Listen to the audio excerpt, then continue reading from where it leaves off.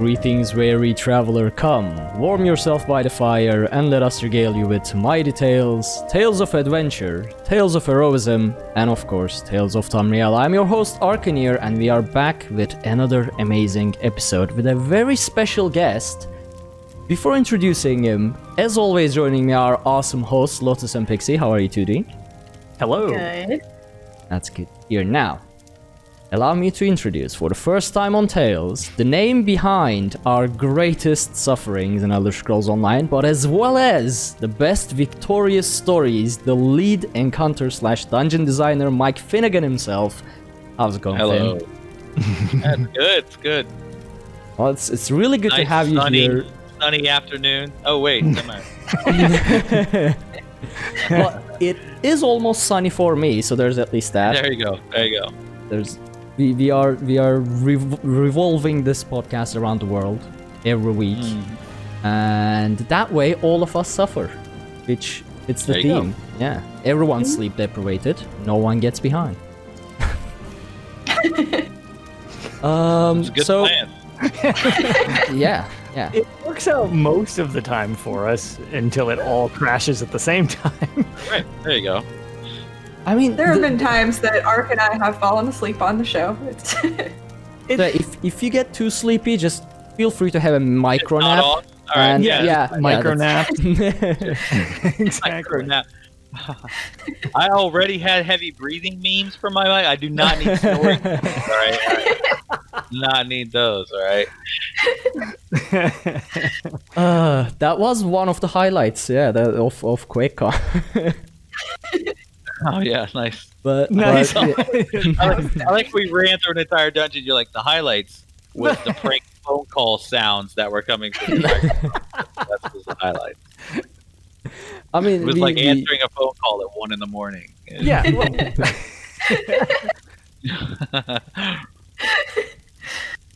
It'll be fine. I'm pretty sure this will 100% not turn into a dumpster fire as it is the brand, but Yeah. Knock on wood. Yeah, right. you shouldn't have done that. Now I don't know you what doomed you us. Yeah. Whatever. We'll just bust into a kazoo solo or something. Hey, I gotta go find the kazoo. Hold on. Yeah. Oh, okay. Well, I that brought it with me. See, I still feel cheated because I learned that I don't know how to use a kazoo during that. That's all right. That's all And right. Rich blamed me. He's like, well, I mean, he's like, you just like hum into it. I was like, I just thought you blew air at it. That's not a flute. I don't know. What's great was they handed me the kazoo, and I was like, oh. And then I was like, this is I don't need to answer any more questions. I'm just gonna kazoo. And then Jess came after the thing, and she was like, give me the like Yeah. totally mom. She was like, just give me the kazoo. We have a joke. I was like, all right. so how And it was many great because they gave it back to me afterwards, and then they were doing stuff like awarding stuff at the end of PAX East. Like they were on stage, like doing stuff for like Doom and Quake and stuff, and I'm just off on the side blowing the kazoo. So I see all the people, the different community managers, just like looking over, like, what are you doing? Yes.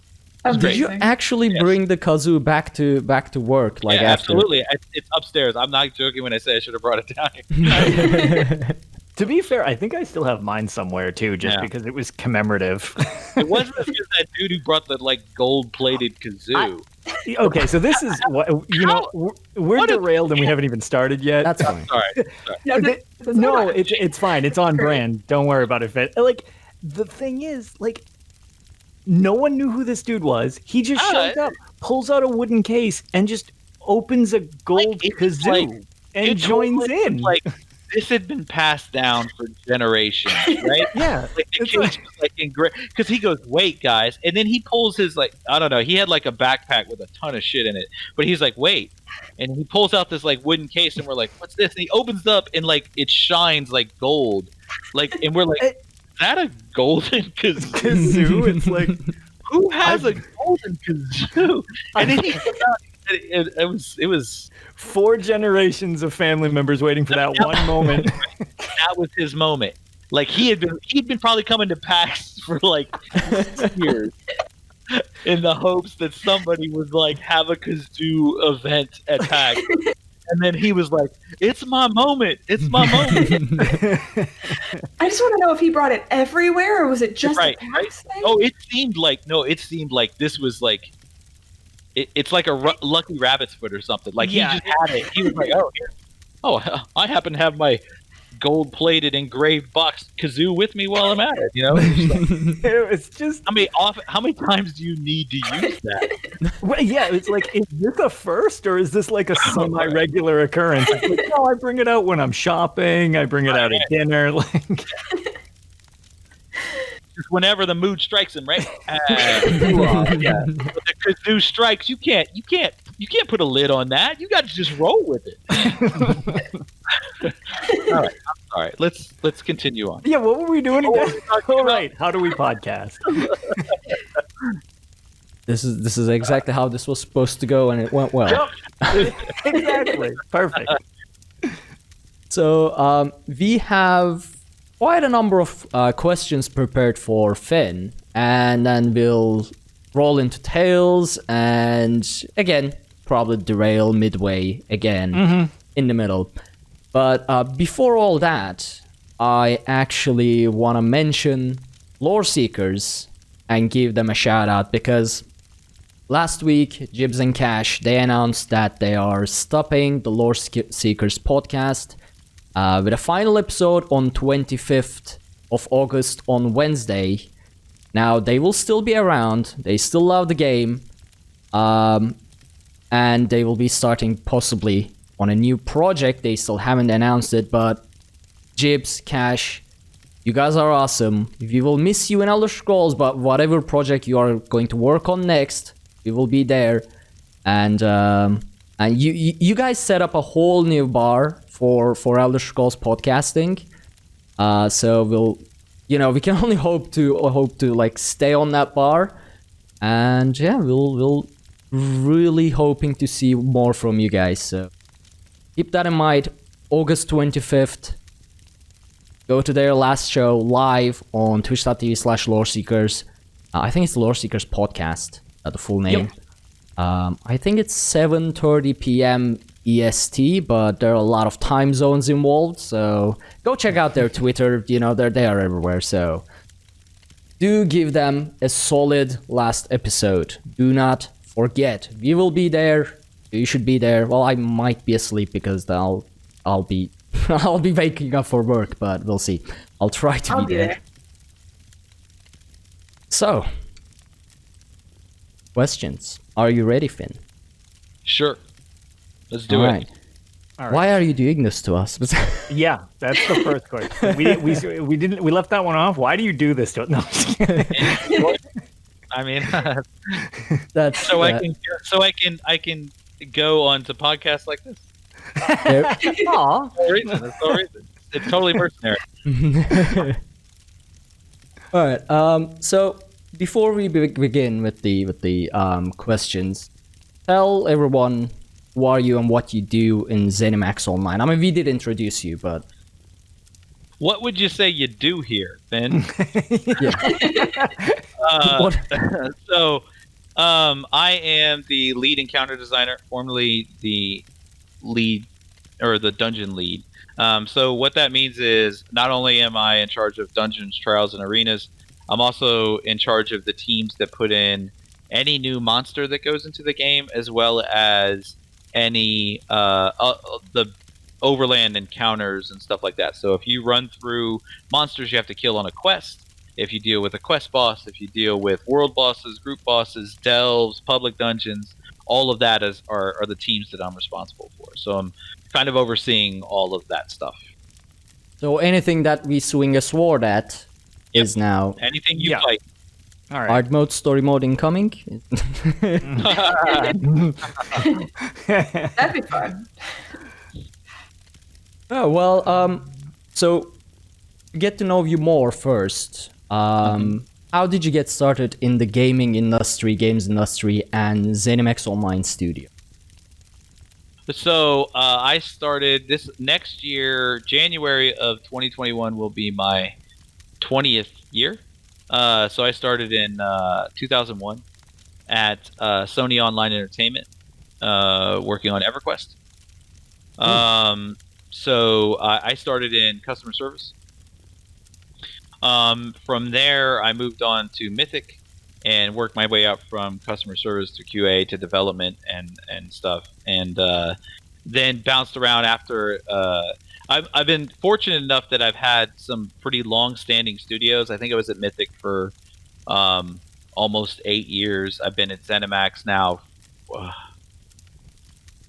I'm trying to think. 8 years, 7 years, 8 years, something like that. So I've been fortunate that a lot of my time has been spent at the bulk in 2 major studios. I also went after Mythic days. I went off and I worked for Gazillion doing Marvel Heroes and stuff. So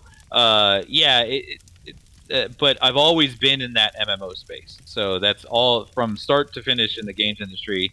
I've only really worked on massive multiplayer games. So when I started at Zenimax, I was hired for the dungeon team.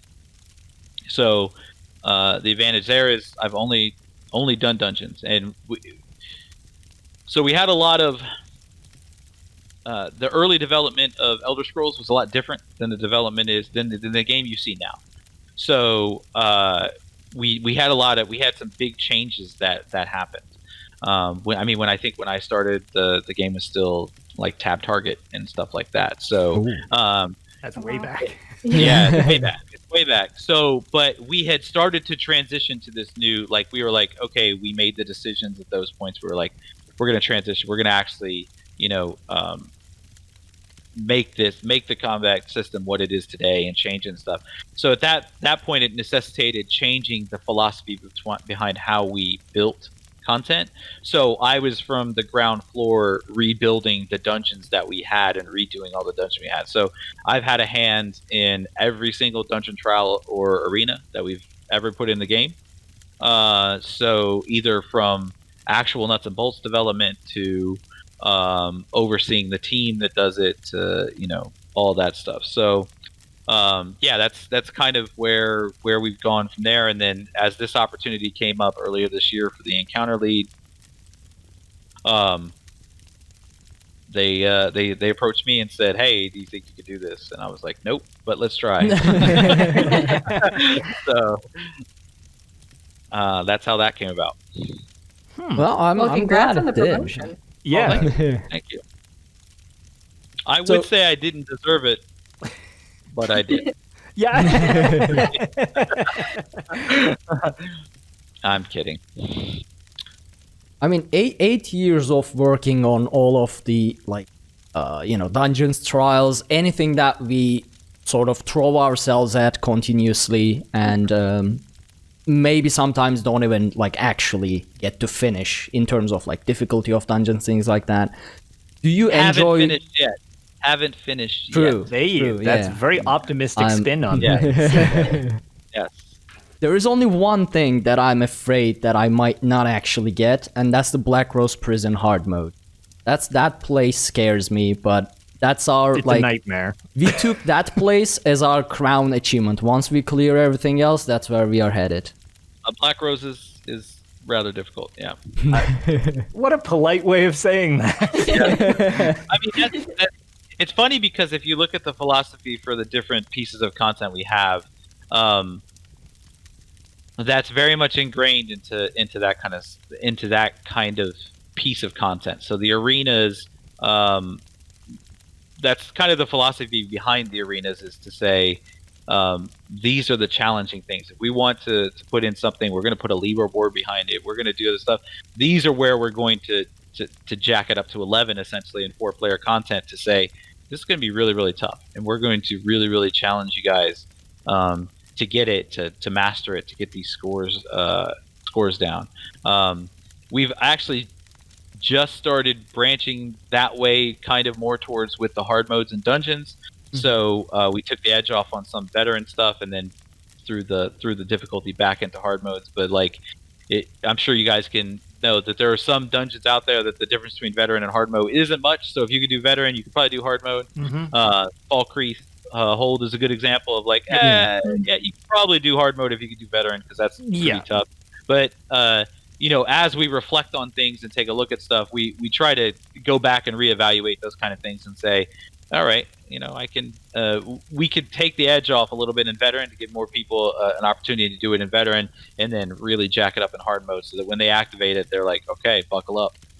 Yeah, the stairs of difficulty increase are definitely a little more noticed when you do that, for sure, because it's like getting, with the groups I run with, we know, normals, we actually don't really like doing that because we like going in just kind of figuring everything out blind.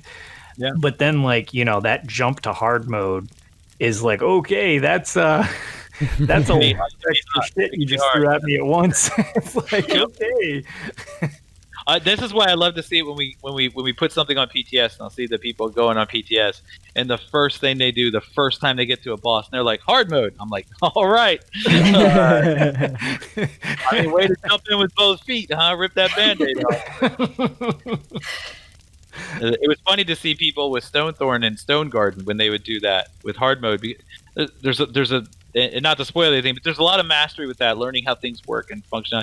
So if you activate hard mode without doing this, without kind of studying how some of these things work, you're gonna be at a loss. It takes a little bit of analysis to kind of look at stuff and see how it functions and stuff to make sure you kind of get it down. So, but yeah, the first couple forays I saw people doing hard mode, they were like, they didn't last long.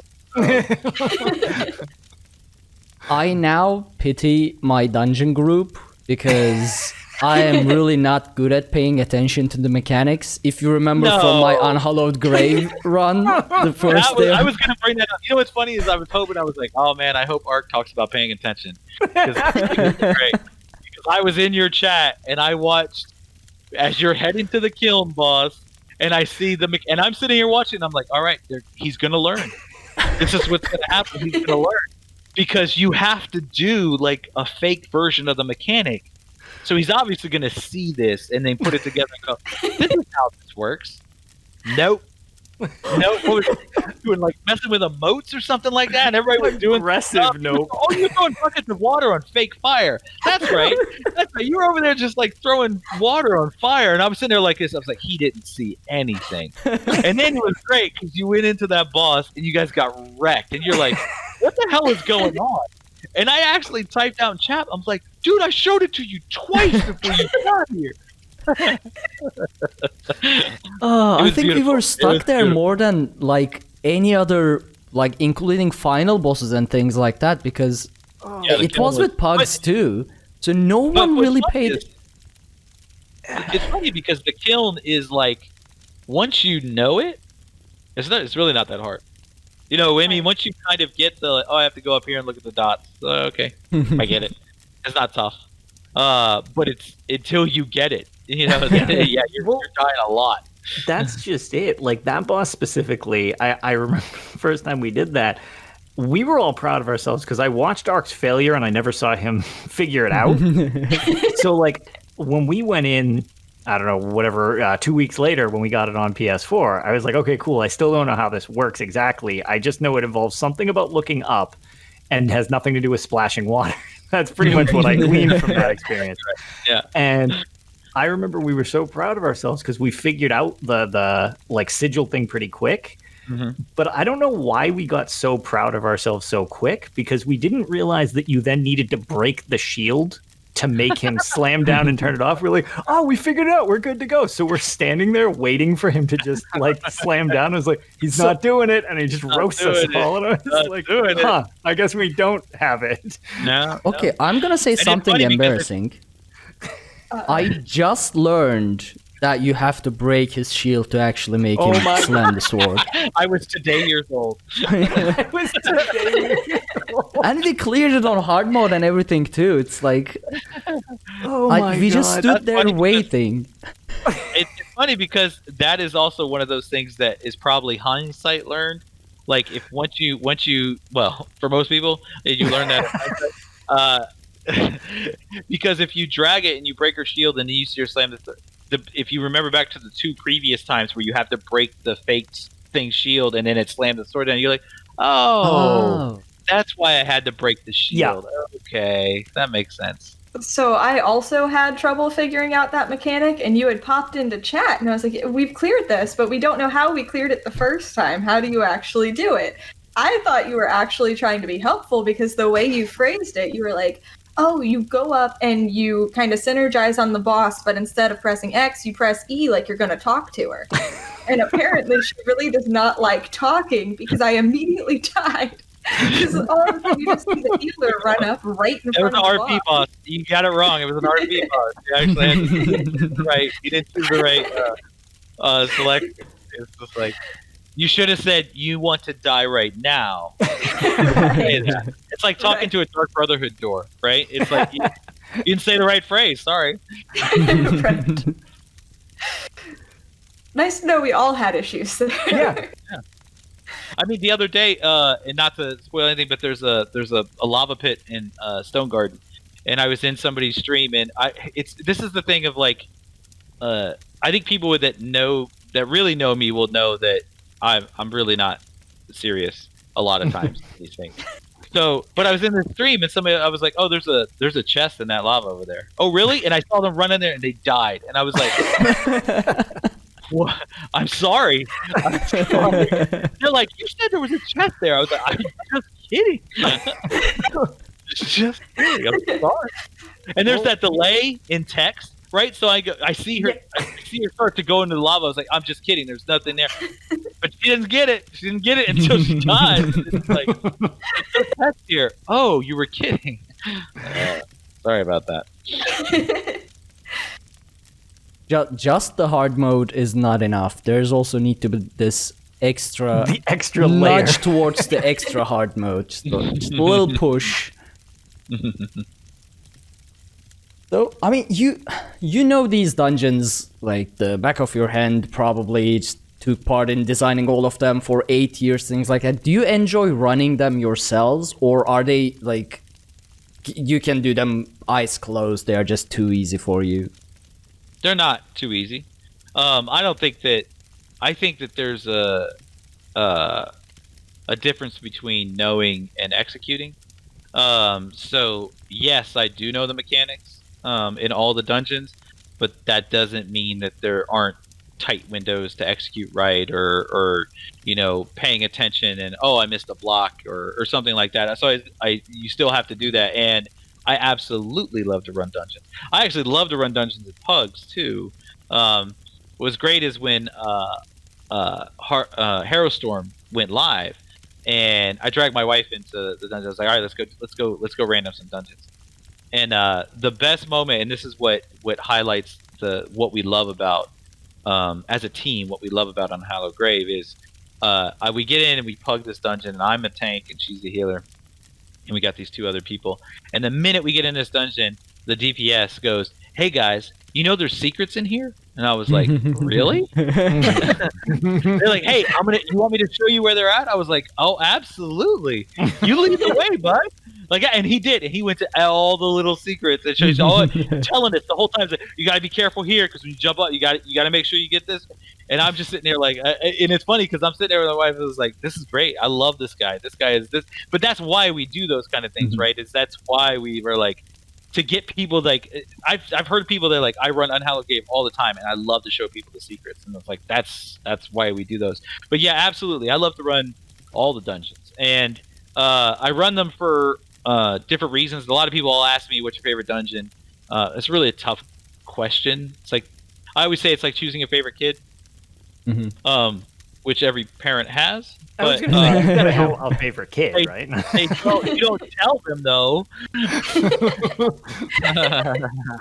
So no, I appreciate all the dungeons, but specific dungeons for different aspects. So like, for instance, the final boss in Vaults of Madness, the visuals with the windows breaking out and then going out and coming back in. Unbelievable effects work that went into that one. It's unbelievable. The secrets in Unhallowed Grave is such a fun side exploration.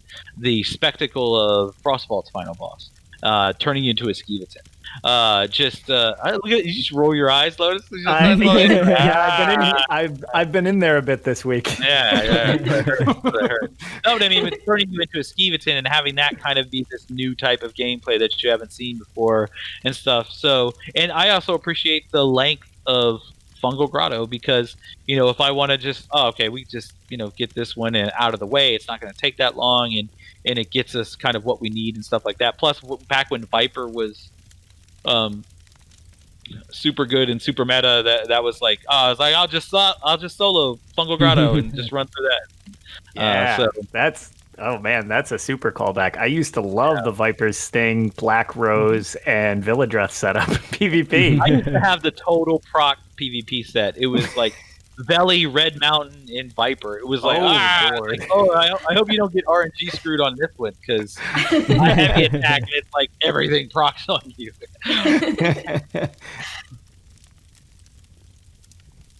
So, hold on, I forgot what I was gonna say. I had something in mind and now it's gone. The effects of being almost 7 a.m. Yeah. Also, you answered like multiple questions with that answer. So that was there's that too. It's almost like you've done interviews before and you're efficient at this. I've actually been doing a lot of interviews, not to these subjects, specifically to Stonethorn. But we've been doing a lot of them the last few weeks because, like I was telling you guys beforehand, we have press playthroughs that we've been doing and stuff like that. So, yep. Oh, we want to get to know you as well. Sort of like look into the mind of the actual Struggle Bus creator.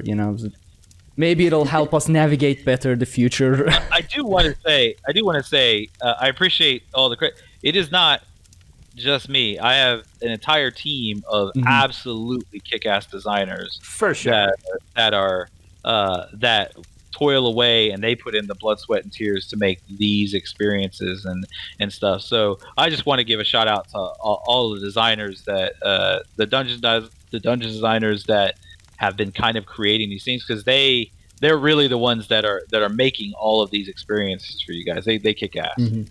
Actually, I mean, I kind of like calling you guys the companions because there's like the community manager, lead dungeon encounter, and we have Rich, there's the 5 of you. But there's really, how many people work at ZAS at the moment? It's like 100, 200, maybe more? I honestly don't know. I know, I mean, it's not something that, once you start counting like CS and all those stuff, you're getting into like a large number of people. So I don't really know. I also don't know that we disclose headcount. It's well, there's a lot of people. Enough, but not as many as you might think. It's really funny because that's interesting. We have our guys, our designers are super kick-ass and do awesome work, and it's a pace that we have. This pace that we have of something every quarter, something two big story DLCs a year, something every single quarter. It's a breakneck pace that we operate at, and it's not as many as you might think, but it's enough. Well, I was gonna get at that, like everyone, like the entire team from development to customer support to like everyone who's there, you all deserve a shout out. Like, I mean, we get to talk to you guys because you are sort of like the, face of the whole thing at this point, with the interviews, things like that. We can reach out to you, but everyone at ZAS does deserve a shout out. It's a full-on team effort. Yeah, that's what I mentioned. The number, really, I have no idea. Right. But what I think is so I've been in the industry for nearly 20 years. I've worked at various studios doing various projects and stuff.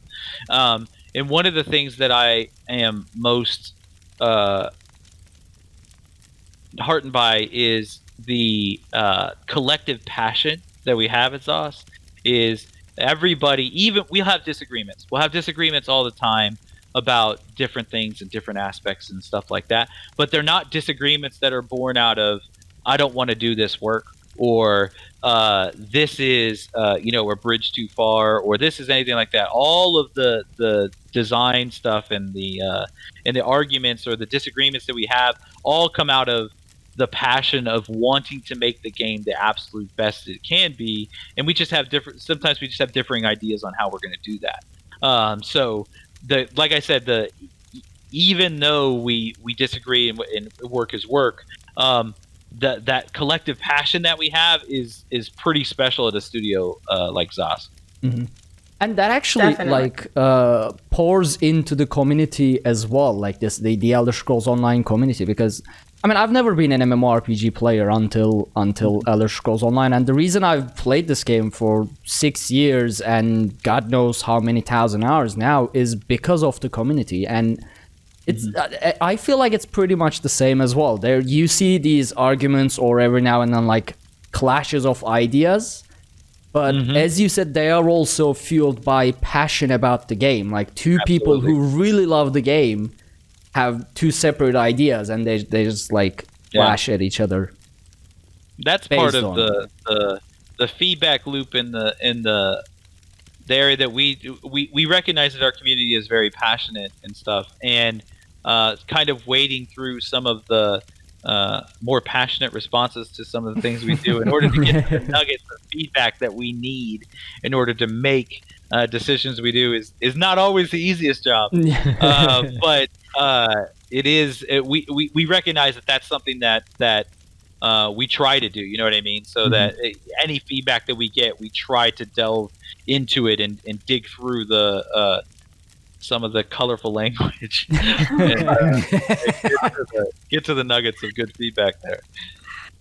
Yeah, I mean, I remember from when Gina was on Tales here, and she mentioned her inbox.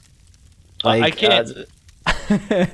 So this is going to sidetrack a second. So I have this thing where I don't like red numbers, and what I mean by red numbers is if you have, I don't know if Android phones are the same, but iPhone has like whenever you get emails and then it'll have a little red number above the email. I know exactly what you mean. You know what I mean? So it'll have all these like, and I so I have to go in and like just clear the red messages and everything, and like I can't stand the red numbers. So one day I looked at my wife's phone and it was something like like 2000. The number was like, I was just like, oh, how do you live, right? Like I don't understand how you do that. But anyways, I was looking over Gina's shoulder at work one day, and I looked at her inbox, and it blew my mind. I was like, oh my, I don't even understand. I would cry if I saw that. I would just sit there and look and just cry at that red number. It's never going to get better. No, it's not going to be that high. So yeah, I totally sympathize with her when she talks about her inbox. I'm like, ooh. Yeah. Well, her comment of when she tried to look it up to give us the gauge, and she was like, "Oh, hold on, it's loading." Like the fact that it's loading is horrifying. Yep. Absolutely. Oh man.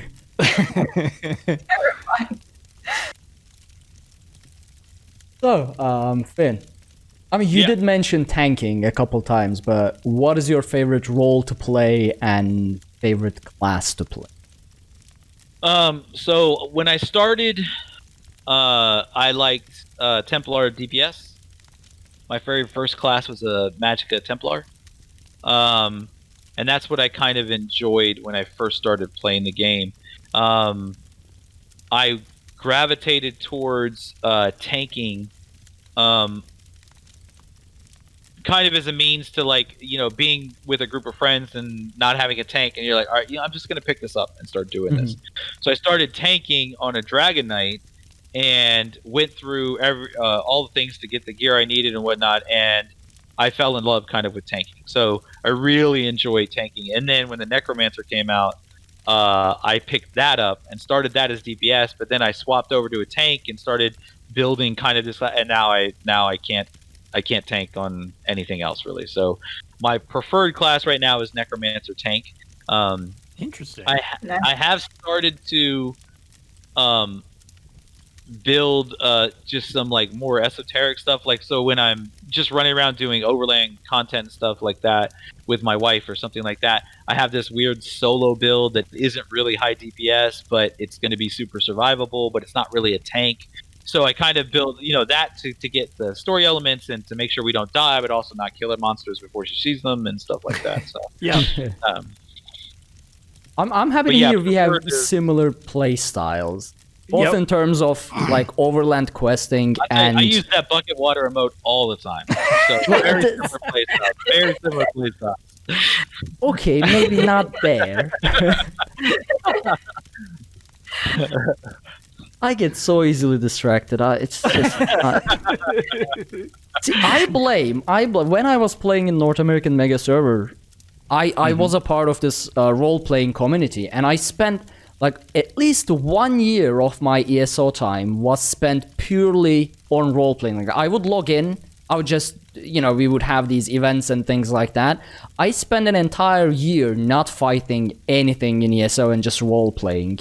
And I think after that, I kind of started doing emotes and stuff like that wherever I go. And yeah, that kind of... I still don't... like, I cleared every hard mode except Frostvault. I haven't tried that yet.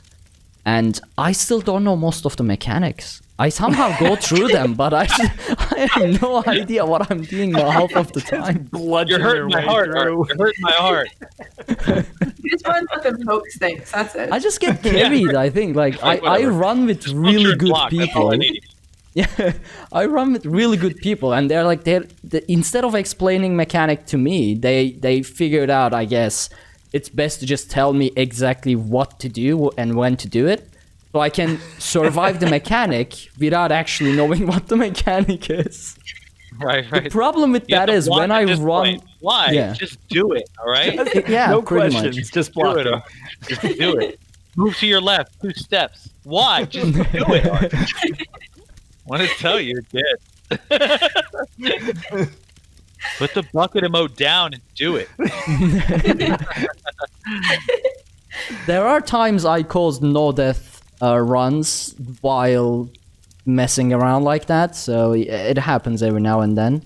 Thankfully, it only happens when I'm running with people I know. So I try to be more careful when I'm running with pugs, because like why put them through that? But when I'm with friends like our Untaunted Dungeon team or Ophelia Noir, especially when we're with Ophelia Noir, because she gets angry and I find that funny. I pay for it eventually, but yes. Okay, this question is very important for us here at Tales. Important. Super important. Okay. What faction is your favorite? Oh, that's a tough question. So I started AD. Hey. All right. Pipe down. So the reason I started AD was purely efficiency. AD starter area was completely enclosed. I didn't have to like start in Stros Mackay and then move to Betnik. I didn't have to, you know what I mean? Like I didn't have to start on I didn't have to start on that island, and then move to Balfoy. I didn't have to do any of that. All I had to do was start in Canarthes and just do all of that, and then I went to the mainland. So that was honestly why I started in AD. It was just more efficient. I also like Queen Irene. I think she's awesome. My heart. So I liked her better than Emmerich for sure. The Skull King is pretty cool. And actually their storylines are really, really cool, especially when you get into like Eastmarch and stuff like that, when you start going through those. So I mean I think that my preferred was still AD from where I started, but I kind of lean red with some of my other characters. All right, but it's still funny because like some of the Some You're of splitting the show right down the middle. Where Yeah. I love it. actually though, some of my favorite zones are like Glenumbra. Like I really love the story in Glenumbra, especially with the werewolves and stuff like that. Yep. Going to that whole battlefield and so yeah, it's really tough. Rivenspire's storyline is fantastic. So now that I've played kind of like a lot of different pieces. Like I'm not a huge fan of doing Green Shade anymore, just because of kind of how a little bit how the zone. You have these giant walls that you have to kind of like run around and stuff to get through the zone and stuff. Whereas you don't have some of those things in other zones. So, it started with AD because of the starter zones, and then now it's kind of branched out to be. I more pick and choose zones rather than factions. Factions. Yeah. Right, well, unless I'm in Cyrodiil, and then I have to choose a faction. So. Yeah, so like in Cyrodiil, I was gonna say, do you usually stick with AD? Yeah, I usually go. I have a Nightblade that I made specifically for my Cyrodiil character, and that's a red. Yeah, all right, there we go. So there's some saving grace there. You usually say to like go with your first instinct, so I'm okay with full AD being your first one. I like. Well, I played AD. That was my first steps into Cyrodiil were in AD, because that was my first characters that I had. But then when I wanted to I want to dedicate some real time to doing PvP and Cyrodiil and stuff, I made a Nightblade and I level it up in Evanheart. You gave us So such an answer that if you want to know my perfect faction, it's Stormlords. Nice. Very nice. I mean, you gave us such an answer that we'll just be fighting over this. There you go. Later on, we'll just be like, it. no, Finn is AP and Pixel, and Yo, no, yeah, he's AD. You gave and... us a roller coaster of content right there by being. And out of the three, you choose the two Ritter throats That's on. all it was. It was obvious. Right? See, those two. You know what it is? Is every fan of Elder Scrolls Online can pick something out of that answer and go, you know what? He's in my corner. That's why I did that. Right? Every single person. Either Very everyone's diplomatic. happy or no one's happy. Exactly. At least you don't vehemently despise Queen Irene for whatever reason that why would you hate her? It's Because Kate she's an elf. Beckinsale. High elf. Like that's all. See, that's and the that's reason my I go-to. need. It's Kate Then- Beckinsale. She's a good elf. She's not like the runner. She's not like the ruler of Somerset or anything. Those guys were jerks. Okay, look. Quickly explain. She's so naive that she thought opening up their homeland to their enemies, basically drunk Nords with great swords, was a good idea. Like, I don't think she's a good leader. That's just a terrible idea. Like, She's an optimist, Ark. That's what it is. She's they an optimist. let She me. believes They in the let good in me enter Somerset, Believes in the Finn. good in That's a very Why bad don't you idea. open your heart to drunken Nords, Ark? Why don't you open your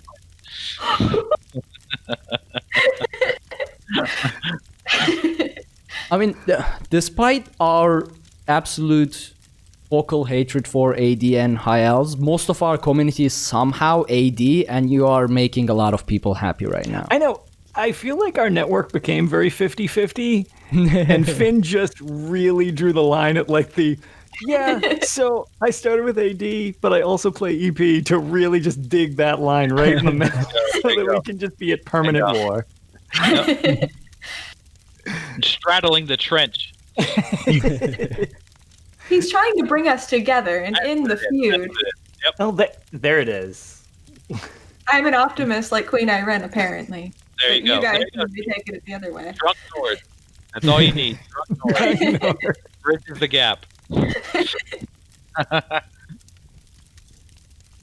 All right, so sort of like the final question before we start asking you about the process of designing dungeons. Do you have a preference in designing content, like whether trials, dungeons, arenas, now that you are also dealing with them, overland creatures or world bosses?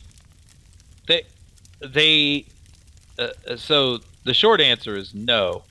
The long answer is no. So the long answer is they all serve different purposes. They all do different things. So I appreciate designing for what they are. Mm-hmm. So, for instance, designing a group boss in the Overland is going to be different than designing a trial boss, of course. But it's the working with the having the boss kind of be ingrained into the story of the entire zone, and challenging potentially a group of 4 players for something that they may not have ever seen before, and kind of mixing in some of those things that they may have never seen that they would see in a dungeon or something like that. So that's kind of like a good pseudo introductory to, like, this is what potentially a dungeon boss will do, or this is how this is a little bit of a not quite as difficult dungeon boss. Whereas when we go to trials are the area that we can look at and we say, we do one of these a year at the moment. You know what I mean? We do one of these a year. So it's got to be good. It's got to be really good, and it's got to be, this is where we can flex our design chops, get all of the phases down, make sure that balance is as tight as it possibly can be. So that's a different kind of design headspace, to go into it with super number crunching, as well as throwing everything we can, as well as the kitchen sink, to challenge a group of 12 players, because you have to think about that way different than you think about with 4 players. Mm-hmm. And then dungeons are, this kind of meld of stories and mechanics and stuff like that, and blending those two kind of things together, but not quite taking it to the extreme that trials do. So yeah, they, like I said, we enjoy designing for all of those aspects. And it just matters on what we're doing to know where the enjoyment comes from. Yeah. All right. Well, interesting. Yeah. Now comes the more, at least for me, fun part, because I'm curious about some of these questions. The last part wasn't fun, Ark. No. I enjoyed the ripping on Ark section. Well, I think he was okay with that until you said AD, and then he was like, interview over. There you go. I'm just going to edit that part out. I'm just going to cut it out and leave the part where Finn says, I have an AP that fights for Cyrodiil. I didn't say that, Ark. Don't put words in my mouth.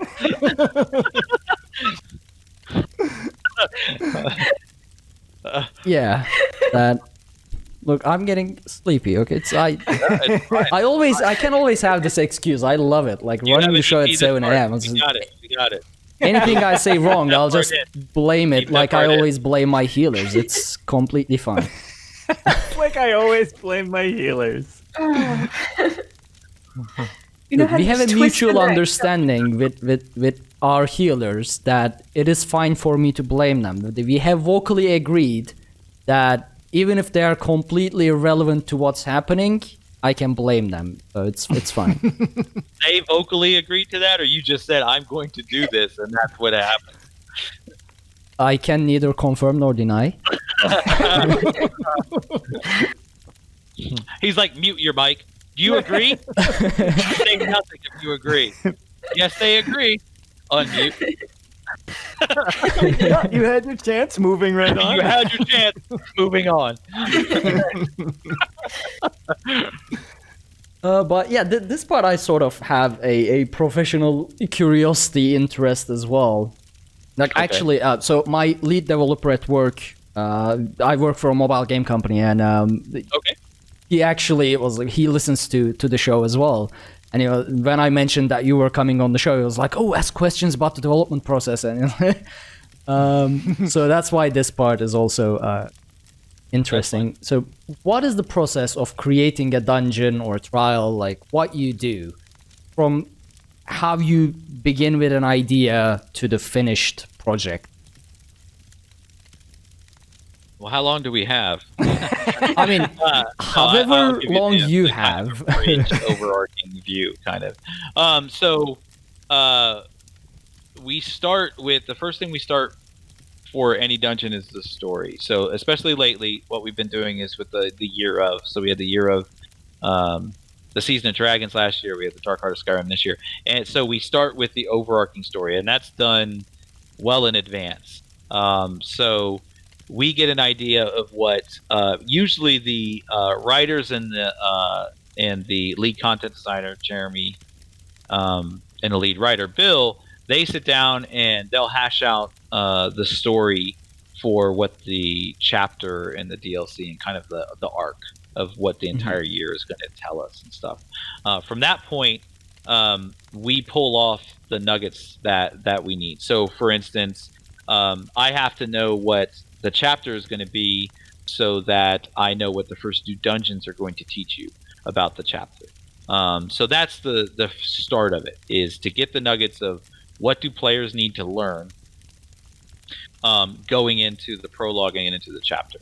From there, it is a lot of like back and forth with the writing teams, my teams, my content designers, my writers, to say, where are we going to put these dungeons? What are we going to do here and stuff? And it always starts with the story. Is like, this is the story of this. This is where we're going to go from here. This is where this dungeon's going to be placed. So, as an example for Harrowstorm, when we take a look at that, we knew we wanted to get the Grey Reliquaries. And we also knew that we wanted to introduce the storms that the Ice Reach Coven was coming into. Now, what's funny is before Greymoor, and before, all we knew was that there was going to be storms that were kind of brought forward. So it was a lot of our team working with the writing team, and we were the ones who kind of brought forward. We're like, hey, we had Drota of Ice Reach, and we never described what Ice Reach was. Would this be a good fit for the story? And that's where we ran from there. We're like, oh yeah, we could just make that the Coven. They're the Ice Reach Coven, and and then we run with that story and we say okay. And then it's a lot of brainstorming of like, okay, so we have to find out what the Grey Reliquaries were. I don't want to spoil anything about Greymoor for anybody that hasn't played it, but it deals a lot with kind of like a group that was beaten by the Bankerai Legion or something. So that was where kind of like we're like, oh, that's the story of them. So let's develop a story around them being beaten by the Bankerai Legion. Where would they go about? What would they do with these things? And that's where kind of that was born out of knowing what the players need to know and then setting the story in likely places. From there, it's I initially write, me and the content designer for my team, we write what's called a zone design document, which is a big overarching design document that has, here's the story, here's an idea for the monsters that can be placed here, here's an idea for the bosses that can be placed here, here's the story beats that we need to hit, here's the theater moments that we're going to call out, here's the big moments that we're going to need to call out, anything special that needs to happen in here. And then that gets presented to the team, and then the team cuts it up into individual little parts. Like the encounter designers are going to take bosses, and they'll say, "Oh, I want to take this boss," or "Hey, I want to take this boss, but can we change what this boss is? Can this be different?" Yeah, sure, that's fine. Let's talk about it and make sure it makes sense for the story.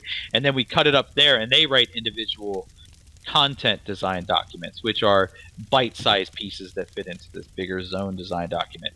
And then while they're writing their what we call CDDs, while they're writing those, they're also prototyping out new ideas. So each designer is going to do things a little bit different. They get inspiration from different areas. Sometimes we have designers that think about mechanics that they've played in games or fights before, that they say, that was a lot of fun and this is what I want to do. I want to build a fight around this kind of mechanic. And then how does that fit into the fight? Whereas other designers are like, I need to know context for why this boss is here, the story behind them to give them motivation, and then I can develop the encounter around that motivation.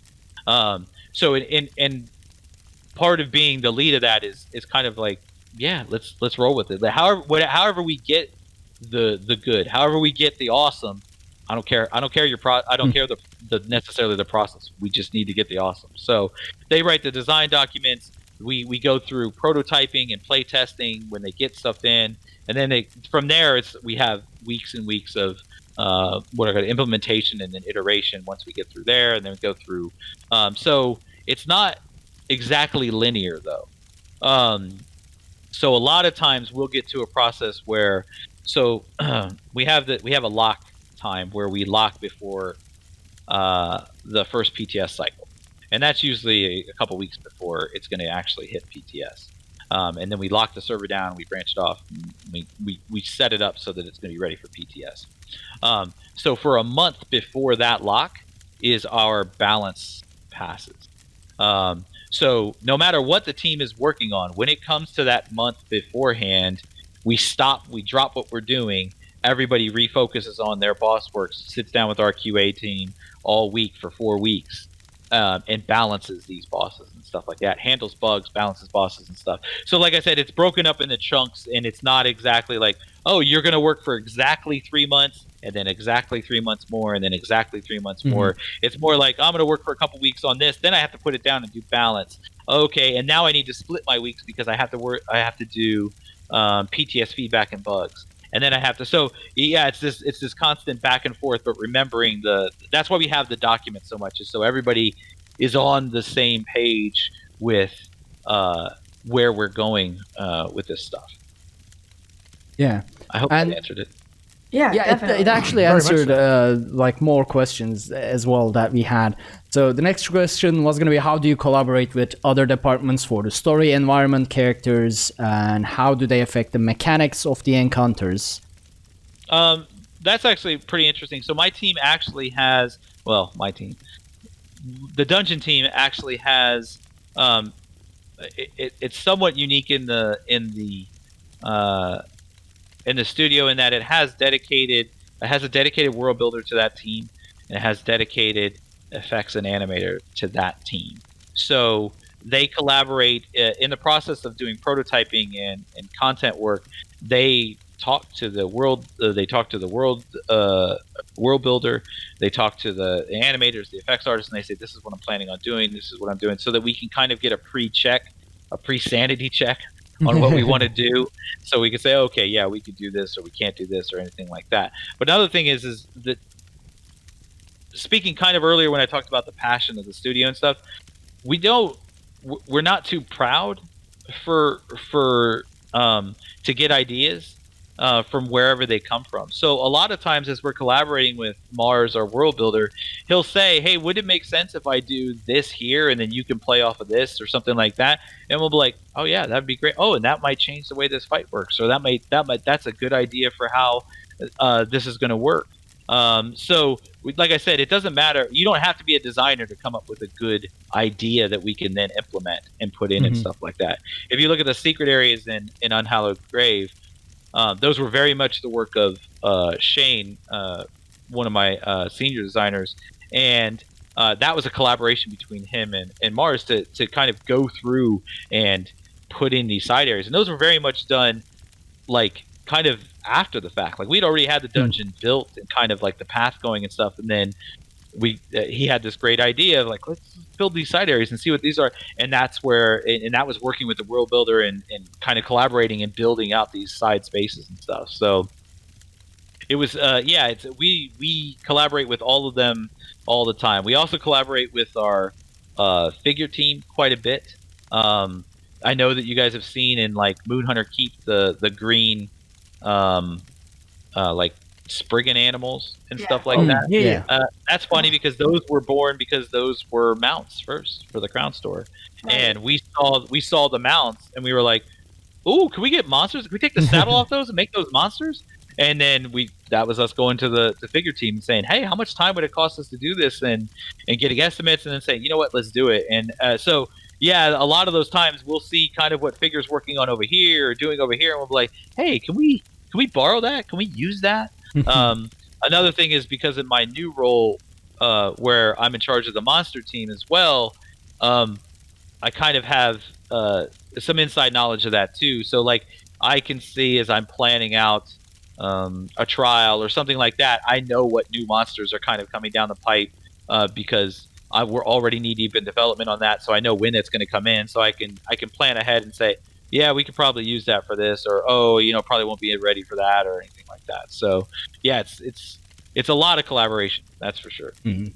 And I suppose like that collaboration also inspires different mechanics and whatnot as well within the people who work there. Are there anything else that like sparks inspiration towards, oh, let's do this or this sort of mechanic, like maybe outside of the ZAS environment, but maybe real world, something like that? That kind of touched on a little bit what I talked about with different people get inspiration from different sources. Mm-hmm. So sometimes people will think about cinematic sources, and they'll say, "Oh, this was really cool in a movie, and how would that work in a game?" I usually get when I think about inspiration, I usually get it from other games I've played, or places I played within ESO, but also other games I played, and not MMOs, not just MMOs. It could be third-person action games, first-person shooters, anything like that. Like looking at Doom is a good example of that, and saying, "Hey, man, there's a lot of cool shit in there that we could probably steal." So that kind of stuff where you're like, "Hey, there's some really cool stuff out there," and borrowing from that. So yeah, I think we get inspiration kind of like wherever we can. We regularly talk about, even not just work-related stuff. All the designers, we talk about the games we're playing and what we thought was fun and what would be cool, and hey, wouldn't this be a good idea and stuff.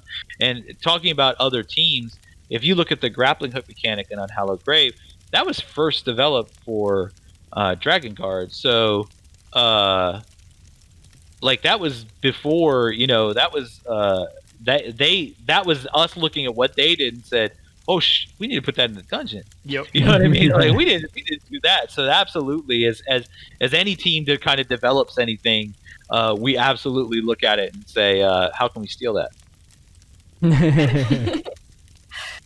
And now that you mentioned Doom can be an inspiration, I'm looking back at some of the hard modes. And I'm like, I can see how Doom may have been an inspiration. Saying, if a Marauder shows up, don't worry about it.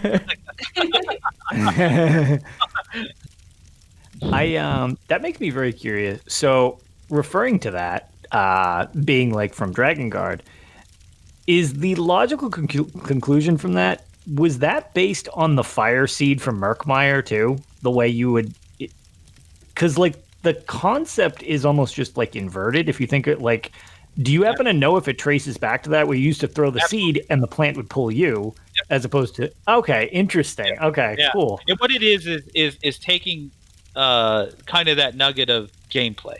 The idea of having a way to kind of pull yourself and bring yourself to another location quickly in order to, and then looking at the gameplay implications of all of that, and then developing it in a way that is a little bit different and makes a lot of sense. So absolutely, if you look at the core of those two mechanics, they're the same. You hit this, it pulls you up. Yay. That's right. That's the exact same thing. But then kind of expanding on that, like we did with Unhallowed, like they did it in Dragon Guard, and then we took a look at it in Unhallowed, and actually it's pretty funny because we took a look at what they did in Dragon Guard, and we were like, this is what we want, and then we had to dedicate tech time to it because it just wasn't quite as robust as we needed for a dungeon, because we needed 4 people to do this and everybody to see this thing and everybody to interact with this thing. So getting the tech kind of like then on board to really solidify that design and going forward, and made it really, really fun and a lot probably a lot more enjoyable than it started out. Well, it's funny because when you first kind of highlighted the fact that was going to be in that dungeon for Unhallowed originally, that was actually one of the things I was kind of like, oh man, is this going to like work? Like, it's going to be like a thing that's like, at the base we had to speed it up. At the base we had to speed it up. And secondly, we had to have a lot of work done to make sure that you could target the thing through monsters or not through monsters and stuff like that. Yeah, there's a lot of like I mean, when we first put it in, you couldn't target the thing if there was another player in front of the pole, right? Oh, like, no. That's what I'm saying. Is like we had to go through tech to kind of solve all of those issues. But that's that's development. So that's Yeah. we want to do this and then find out all the ways we can't, and then try to fix all those. Yeah. Well, no, it was just interesting because that one I remember going into that. I was like, this sounds awesome, but I was kind of like skeptical. I was like, there's no way that this can. And it's funny. I don't think I ever had an issue with it. Like it just always worked exactly how I thought it would work when I did that. Anyways, so we when we first went into it, we had those issues too. We were running into those problems and stuff like that. But then by the time we got towards the end and started working through it and stuff, and we all started playing it, because we as a team, not only do we have our QA team run through balance, as a team we have standing playtests every week where we play through the content that we're working on. And gradually, as we did more and more playtests of Unhallowed Grave, man, that whole mechanic just became like, all right. And it's funny because sometimes stuff will come up and we'll be like, oh, I didn't know that was going to be such a hit, for some mechanic. We absolutely knew that the Grappling. We would play with it and be like, oh, this is the shit. This is. We were really happy with how that came out. Yeah. The best is how it even works if you're like in midair, like almost about to die, and it's like, psych, I'm Spider-Man now. Here we go. You can save yourself so many times if you duff a jump. You can actually like pull off your own recovery in that thing. Yeah, it's so good. It's so good, and it's so great and responsive and stuff. So we, like I said, there's sometimes we'll get mechanics. We're like, oh, I didn't realize that people would really enjoy this. I thought people might think this. But we knew that one was really just fun to play. So that's ultimately what it comes down to. Especially that boss in one of the secret bosses where you have to grapple between two different platforms. Like, I love that. Grapple to a thing and then do it again midair. Oh no! Oh yeah, the double jump. The double jump one. Yeah. Yep. Voria, I think is who that is. The first time I played that, I was like, oh man, okay, this is scary and exciting. Yeah, right. What's funny is talking about console specifically is that was another thing that we really focused on, in particular for that exact boss fight that you're talking about, because we could develop all kinds of things, but if it's just a million times easier on PC and console players are just going to fall to their death all the time, we couldn't do it. So that was one of those things that we have. Some of our QA team is our console players at heart, so they'll play on dev kits and stuff like that when they balance test and stuff like that. So we absolutely run that through the paces and talk to our QA team and say, hey, run this on console and give us your honest feedback on, is this fun, is this going to work, is this going to be too tough, and stuff like that. So just speaking of that console experience is definitely something we had in mind. That's awesome to hear for sure. That's pretty cool. Especially for Lotus, stuck on console. I was gonna say, we can't convince console. Yeah.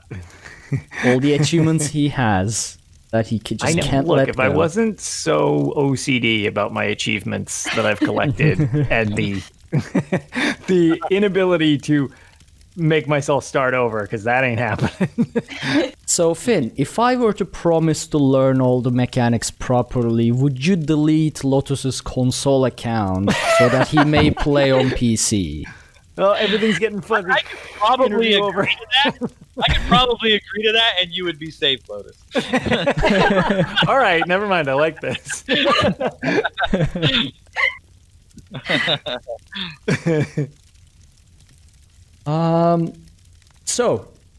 Recently there's been different types of hard modes or hard modes. We all kind of end up talking about but the hard modes have been ramped up over the years, becoming more complicated. Was there an idea between the jumps from normal to wet to hard mode being more extreme? Was one of the questions, but kind of. So the answer is yes. The answer is over the years we've wanted to, as we've taken a look at feedback and data that we have for completions and stuff like that, and player sentiment and stuff like that. Yeah, it's absolutely one of those things where we were like, all right, we have the hard modes and we can challenge players with the hard modes, and we can lean into those being, for the hardest of the hardcore players and just leave that more for a little bit more accessible. So not only that, if you look at Unhallowed Grave, that's another a kind of evolution of this stuff. I mean, Unhallowed Grave has secrets that you're not going to run those secrets and get, speed, right? Yeah, no. So, but those things give you pretty legitimate buffs. So that's another kind of pseudo layer that we could put on some things and say, hey, you know what? Yeah, and this is pretty tough and stuff like that. But there's this side thing you can do, and if you get those buffs, then maybe that gives you the edge to push a little bit more for vet.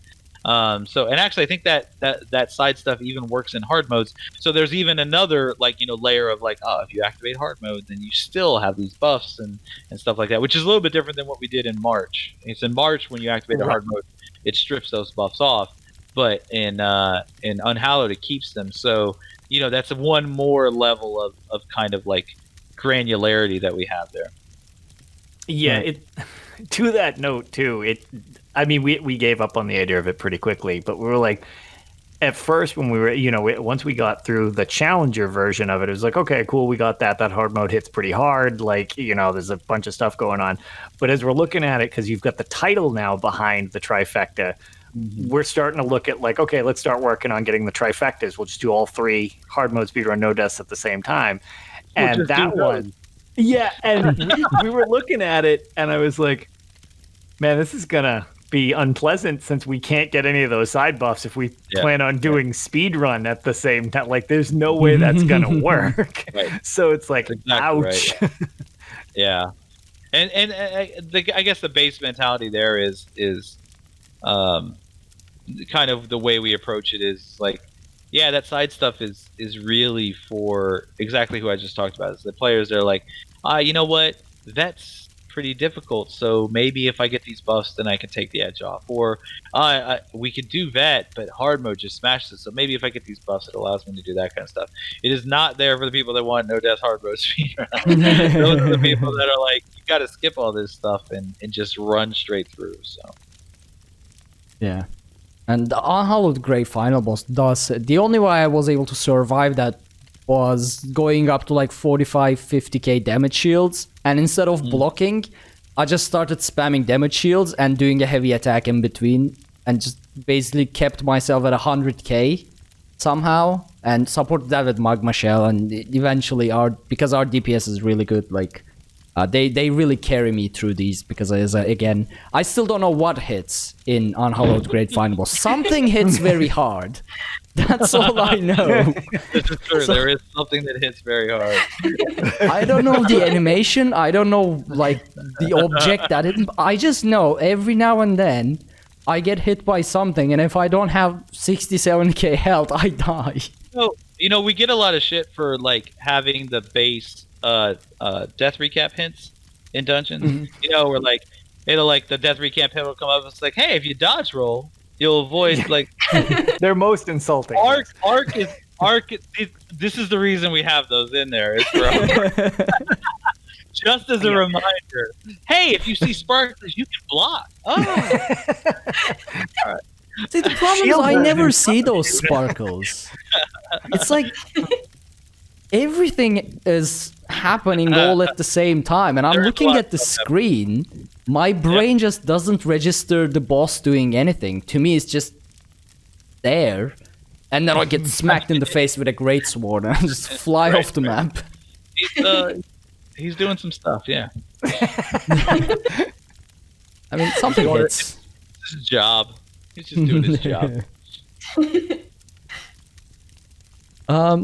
So, are there times when players beat mechanics or fights, dungeon bosses, things like that, using strategies completely unexpected to you guys when you were designing it? Yes. Do you have any specific thing that comes to your mind, or? I mean, it's a fine line sometimes, because we want to encourage creativity with tackling encounters and stuff like that. So it's not inherently bad that we develop something and then players go, oh, I'm going to tackle it this way. And we go, oh, okay, that makes sense. And then there's the aspect of you obviously know this is wrong. Yeah. And you're exploiting the shit out of it, and that's not okay. Yeah, it's like I'm gonna glitch through a wall or something. Or we'll see something and we'll say, okay, this makes the fight a little way too easy, so we have to go through and address it. A good example of that is like King Narrowmore, when you had to like drag him into the corner, and then like none of his ads would come over to him or something, so you just like wail on him, and you're like, I remember seeing that, and I was like, this isn't how this is supposed to work. So that's that kind of stuff.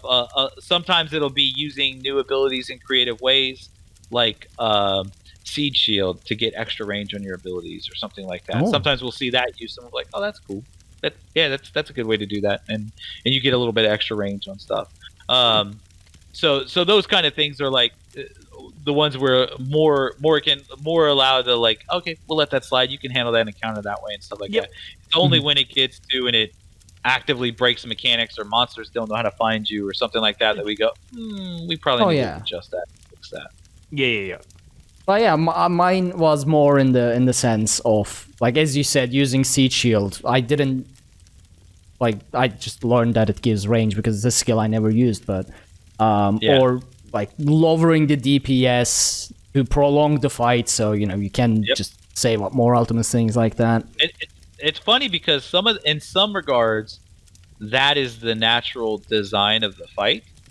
So we actually see people struggle with high DPS. Moonhunter Keep final boss is a good example of that. That's a situation of like, if you do a lot of DPS, you're gonna get a ton of ads. That you won't necessarily be able to handle. So probably the proper strategy there is hampering your DPS a little bit so that you can handle the ads as they come in. But that's actually by design. But yes, there have been other times where we see, especially when we have health-based stuff, where we have health-based triggers and stuff like that on monsters, that will say, okay, yeah, they slowed down their DPS and they were able to handle that, and that's fine. And sometimes that's not like, we don't do that by design. We just did that because we wanted these things to trigger at certain thresholds rather than all being time-based. So, but yeah, it's a fine line between whether it's by design or they just found a creative way to do it. And as long as it's not exploiting, we're fine. Right, creative within the rules. It's not a big deal, but it's if you're using Siege Shield to hit St. Olms from the bridge. Okay, yeah, that'd be a little different. I'm actually mentioning an exploit that happened I actually remember that. Yeah, that I remember situation that too. Yeah, that's the only reason I know about the Siege Shield thing, because I actually remember that being like a big deal, because for a while you needed to be very careful who you grouped with. Because that was one of those things where it's like, okay, there's being creative, like you said. And I was like, I don't want to be in the same trial clear as somebody that's about to like get this. And it's like, we did a lot of actions for that. I think we shut down. Asylum that one had some heavy adjustments from what I remember. We did some adjustments on that one. So I guess actually this is kind of attached to this. It's not specifically written. So, but I was just curious. So when you have like the challenger things, for dungeons, now I notice that it's always added that you clear all enemies as well. Is that to counteract any creative ways of dodging stuff to get into speed runs or no deaths? It's just like, okay, I want to avoid this encounter because it beats the shit out of me. It's like, okay, well, you have to do this encounter. Okay, cool. That's kind of what I figured. It's mainly in there because it's there to encourage players to fight and kill everything, as well as discourage the seeking out kind of I got outside the world and now I can run to the final boss. Yeah. So yeah, it's absolutely for both. I think I know what dungeon you're referring to with that as well. I mean, there's but yeah, that's kind of the design behind that, is to say we want this to be a legit where you went through and you cleared everything as well, and to kind of discourage you from from using that as a mechanism to looking so for a reason to if you see cheese somebody it. with that achievement, you know they got it legit. Yep. Mm-hmm. Cool. You guys are talking about those exploits, and I'm like, you could do that? I barely know the dungeon's actual mechanics, let alone... What? How does this work? Does Kine Aegis Challenger achievements also require you to kill every ad? Mm-hmm. How do people get the trifecta on that? I saw it on Twitter. I think I saw it because you replied to it and it fell onto my newsfeed. Someone shared that the actual trifecta achievement, like know that speedrun hard mode at the same time, on Kine's Aegis. How is... I get so confused by it. Those ads, like I can understand the bosses, but the ads to survive without dying. That last pull right before. You know, what's funny is that's another thing that we talked about when we say we notice. When I talked about Unhallowed Grave and knowing that was going to be like a really cool mechanic, that pull right before the final boss, even in balance testing, I believe we called it out in design. We're like, this is going to kill some people. This is that's a low bar. I was going to say people that wipes us more times than I can count. So this is the thing. So I talked earlier, actually when we weren't on the air, but I talked earlier about doing press playthroughs where we go through and we play with dungeons with press. Usually it's me, Jeremy, and Rich. This past couple weeks it's been me, Shane, and Jeremy, and we play through with press people and we run them through a dungeon. And I jokingly say in the dungeon, at some point, this is the hardest pull in the game. And I say that as a joke, but it's usually because it's the hardest pull in that specific dungeon. And I don't mean for bosses, I mean for base spot, for the monsters that you're going to fight as you're going through. And I used to say, this is the hardest pull in the game. So much so that Jeremy and Rich now make fun of me every time I say it. But that final pull in Kinds before the final boss is legit the hardest pull in the game. That is really difficult encounter. That is legitimately the hardest pull. Yeah. What's funny is that went through a lot of crafting. Like we went through that and we wanted that's kind of how we wanted in a design, is like that's a tough encounter. So that's by design, and you're right. It's that trifecta is well earned. Yeah. I mean, I run with Lore Seekers PCEU progression group. Well, sort of not like it's not same 12 people every week. There's some rotation with whoever's available. So it's still like a group that is growing, but we also are not terrible. It's an advanced trial group. There are requirements. Right. Everyone is well geared and everything like that. I think for that pull, we attempted VKA once so far. We got the final boss to 30% or something before we had to, people had to sleep and everything. Mm-hmm. But like that last pull, the way we did it, or at least were able to do it, was okay. This time we killed this specific ad. We pull, everyone nukes it, and then everyone dies. We respawn.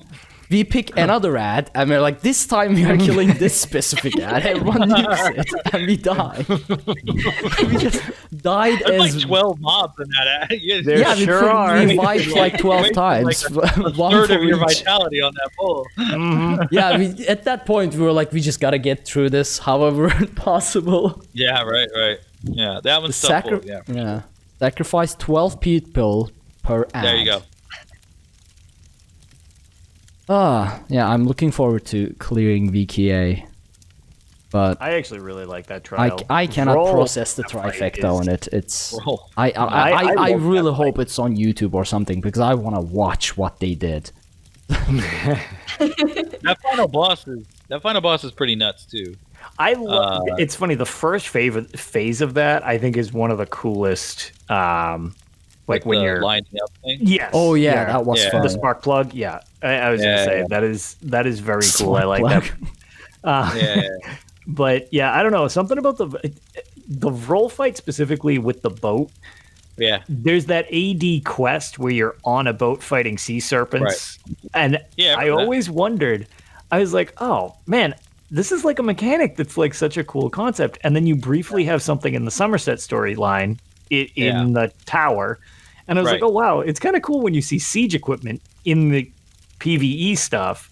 Yeah. And then when you had like the actual boss encounter with it, I was like, okay, I really like this one just because I like the siege equipment. That stuff's fun to play with. So having it in the boss fight, that's why I kind of think that one's up there as one of my like favorite fights just because of that. It's funny because we had tried it, or at least Pseudo used it before, but then we had to strip out because the siege, it just didn't work in PvE, and that was when we did a Hellrot. So you had the because the walls are lined with it. The catapults up top that you could actually destroy those catapults and stuff like that. So we had started to kind of broach that subject and see it and stuff like that. You saw it in Fall Creep, but you didn't actually get to use them. So and that was just kind of the culmination of how are we gonna, and that's really attributed to Tony, the designer who did that. He's like, I'm just gonna make this work. I'm just going to spend the time to get this and make this work. And I'm like, all right, let's do it. So, that's really, like I said, that's a testament to kind of how he did it. So nice. Yeah. All right, well, that brings us to Stonethorn related questions. Really exciting stuff. Yeah, the new stuff. Lotus, do you have the questions in open in front of you? Okay, could you take it away? I can see you have the questions open because your face. Yeah, I was going to say, did I just illuminate? There we go, nice and open. HDR kicked in and it went real black all of a sudden, and then guy kind of focused back in. Yep. So this one's kind of, I assume for PR reasons you'll phrase it how you need to, but which of the two Stonethorn dungeons would you say is your favorite and why? And I would almost, if you can't specifically answer like I like this one better than the other, do you have something specific without spoiling anything that you really like in one or the other? So both dungeons are do different things. So so I'll tackle Castlethorn first. In that Castlethorn is very much a traditional dungeon experience that we've had in ESO. There's 5 bosses. There's an activatable hard mode on the final boss. It's kind of what you know in ESO for dungeons. Doesn't mean we don't throw in new mechanics or anything like that, but it's like it's familiar. So you go through that, you jump in there, you kind of see it. The visuals on it are like off the charts. It's this gothic castle in the middle of these frozen things. It's going to invoke, everything from 1930s horror movies to other games that you played or something like that. It's very much if you're like, hey, what's a gothic castle, a vampire castle look like? And you go there and you're like, oh, that's exactly what that looks like. Oh, this. This. Yeah, this is exactly what this would look like. So it's great. Stone Garden is the first time we've done 3 bosses, 3 hard modes in a dungeon. So it kind of mimics what the trials have. Yep. The trials have. So it's the first time we've done that, and that's part of the addressing some of the feedback that we've had from players of another level of difficulty and all this other stuff. But not only that, we turn you into a friggin' werewolf behemoth in that dungeon. Like, okay, yeah, that's like that. Crazy. You know what I mean? So like, yeah, there's like I said, and that's that. They contrast each other pretty well because it's not like same old. You know what I mean? It's not like it's another two dungeons with 5 bosses and they're very different experiences. I've enjoyed just seeing people's stats on their characters when they're in the werewolf behemoth too. Yeah, it's pretty crazy, right? It's pretty crazy. It's so freaking amped out. Pretty high, yeah. We jacked your stats pretty high. And it's all new abilities. We actually put an ultimate on you this time, so yeah, nice. There's all kinds of stuff. Yeah, so it's really, and I think that the visuals in both these dungeons. I talked a little bit about Castlethorn, but the idea of going to art in our world builders and saying, "Hey, we want essentially a mad scientist laboratory in Tamriel, and let's have him retrofit a Dwemer facility." and use that to kind of build into his alchemical equipment and stuff like that. And then you go through it and you're like, oh, it's just badass. It's just so cool. I love too that you did the behemoth thing, because like every time we see the werewolf behemoths in any group I'm in, they're like, wow, I wish I could be that. It just never fails. The funny thing about that is the minute we did that, we went to the combat team and we're like, everybody's gonna want a werewolf behemoth now, right? Everybody's absolutely gonna want this as their werewolf form from now on. But nope, just in the dungeon. So that brings me to the next thing of since people kind of, like Pixie had just mentioned, since people have been kind of asking for that type of deal, we had the emote version of it from March that you can get with the secret thing. I forget what the actual thing's called, where you turn into the behemoth for the emote. Right. Did that influence that going into the dungeon for this new thing, or was this just something you kind of wanted to tackle and it just kind of coincided with everybody's requests? So I'll give you the answer that Shane, the designer behind that, has given. And he said his inspiration for that, when we talk about inspirations and where people get stuff, his inspiration from that was a big Gaiju battle, where it's literally like you, in the final boss fight, you're fighting amped up stone husks, which are the big, stone husks from Greymoor, and you're a big werewolf behemoth, and it's just these two rock'em sock'em giant beasts just going at it. And that was his inspiration for it. And this just goes to tell you, like, the awesomeness that is, like I talked about with our designers, is that's his inspiration. He's like, all right, let's do this. And then we built an entire werewolf behemoth for him just for you to kind of get that experience. That is absolutely where his inspiration came from, is to kind of have this giant, two massive creatures duking it out. That's awesome. Yeah. I just want to carry that werewolf behemoth transform back to Moonhunter Keep so I can smack those werewolf behemoths. Because, man, they give me flashbacks. Oh my god. So the funny part about it is, in the story of the dungeon, we absolutely explain why you're a werewolf behemoth and why you wouldn't have that werewolf behemoth form outside. Because it's not like Anthem. It's not like Anthem. Right. Which, I'm not gonna lie, being a longtime werewolf in game, really kind of makes my transformation seem a little less impressive when I'm. Are you envious? Are you envious? I have werewolf envy. You have the werewolf size envy.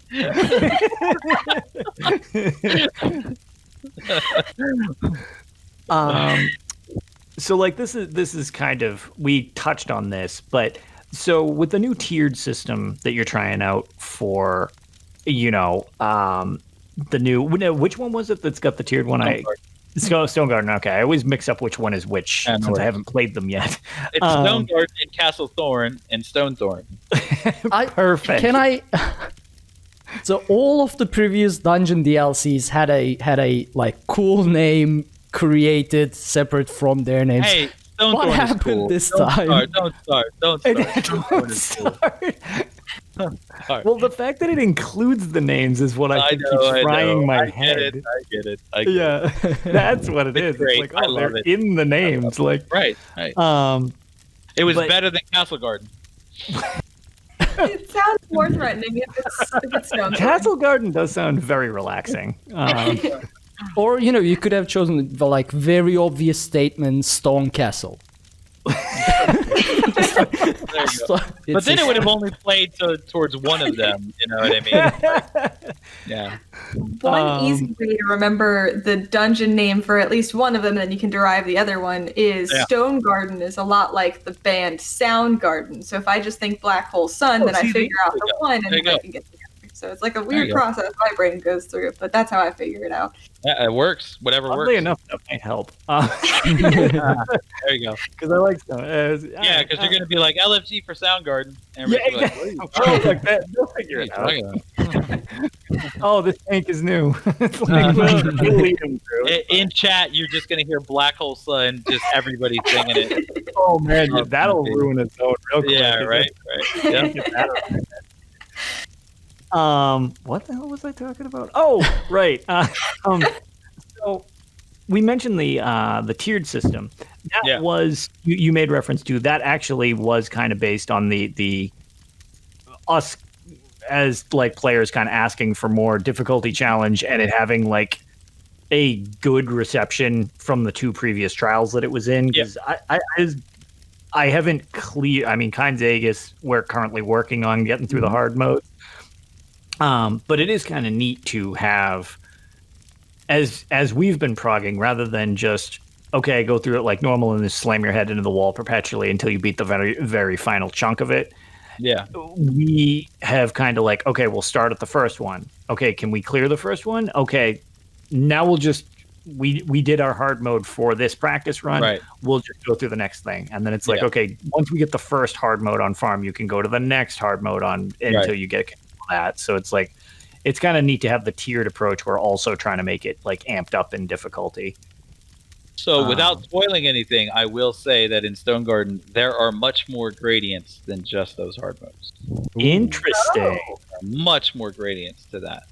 There's a lot of layers. It's like an onion. Perfect.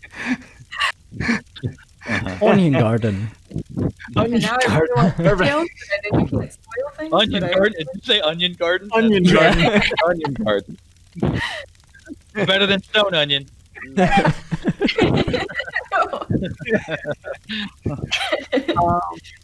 So the other thing that I wanted to talk about in regards to that, as you've kind of like stretched out the different ways you approach things with the, tiered hard modes and stuff. In the older base game dungeons, there were some hard modes that weren't specific triggers, but they were a stipulation that you needed to accomplish in the fight. Yeah. And we haven't seen one of those in quite a while. I have kind of my thoughts on it, but I was curious, like, is there a specific reason why that has kind of drifted off as any type of focus in any of the dungeons? Yeah, it's just when we approach these things, and what we've approached hard modes now, what we want from them is we want them to be a designated thing for players to attempt and chase.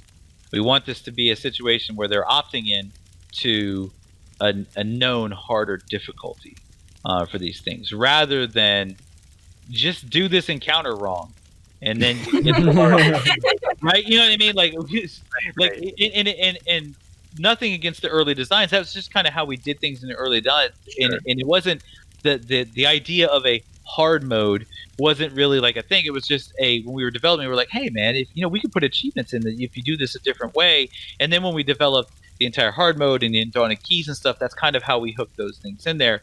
But if we had our druthers, we would go back and rip all that stuff out and just say, no, it's an activatable hard mode that you would have to do. You know what I mean? It's not a situation of I just have to leave 1,000 behemoths up or daedroths up or something crap like that. You know what I mean? It's more like, no. I'm gonna we're gonna do this. We're gonna activate this, and it's gonna be an opt-in guaranteed thing that I'm volunteering to do in this way. Okay, interesting. Because it was one of those things, way back many years ago when I started playing and didn't have the same type of at least understanding of some of the dungeons and stuff like that. It's funny because once we started to get to the point where it's like, okay, we're far enough along that it's like, we're going to do dungeons, we might as well do them all the way and, go through this.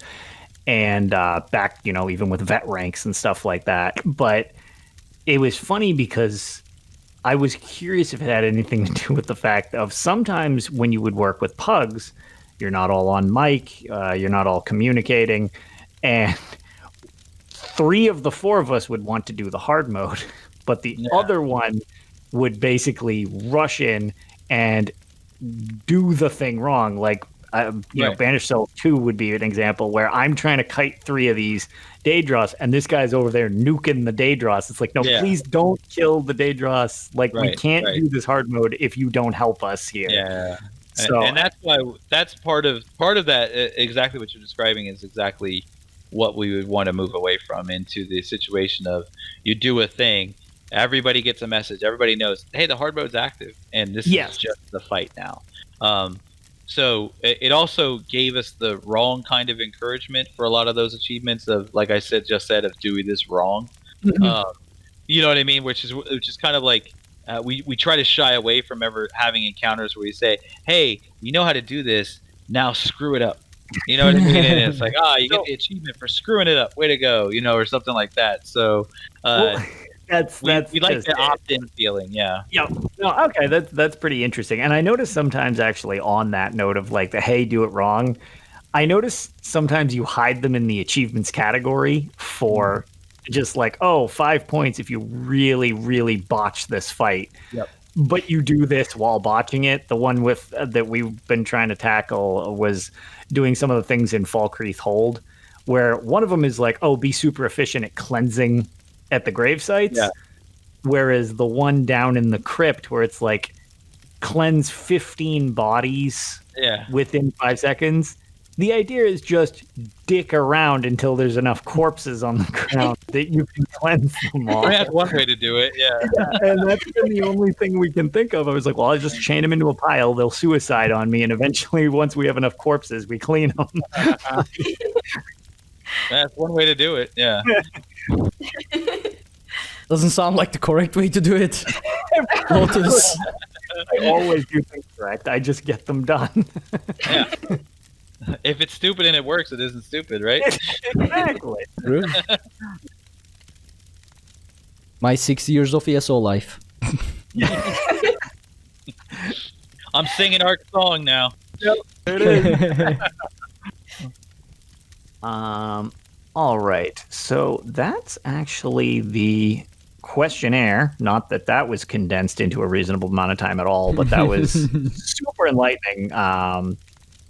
All around, that was a ton of wicked good information. Oh, yeah, you are from Boston. Yeah, I am very much from Boston. That was a ton of wicked good information there. Look, all right, so awesome. I toned down the F-bombs for the show. I mean, I had to remove the PG rating on the show just for Lotus, so he can feel free to speak.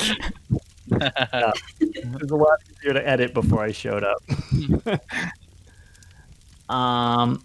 So I guess the next question is, did you want to, I guess maybe Pixie, since you haven't gotten to do questionnaire-esque stuff, do you have any interest in reading out some of people's Twitter things on our dungeon?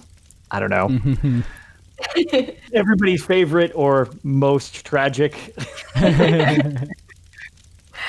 So we tweeted out the other day, in honor of Finnegan joining us tomorrow for the show, let us know what your favorite dungeon or trial is, ESO fam. What experiences have made you yell F you Finn along your adventures? So I'm seeing a whole lot of Depths of Malatar and Scalecaller Peak. The top one right here is from Pylon at UESP, who says, Celine's Web, in all caps. Learning at the end that we were the bad guys was a great twist that really made me... You're the baddies. Yeah.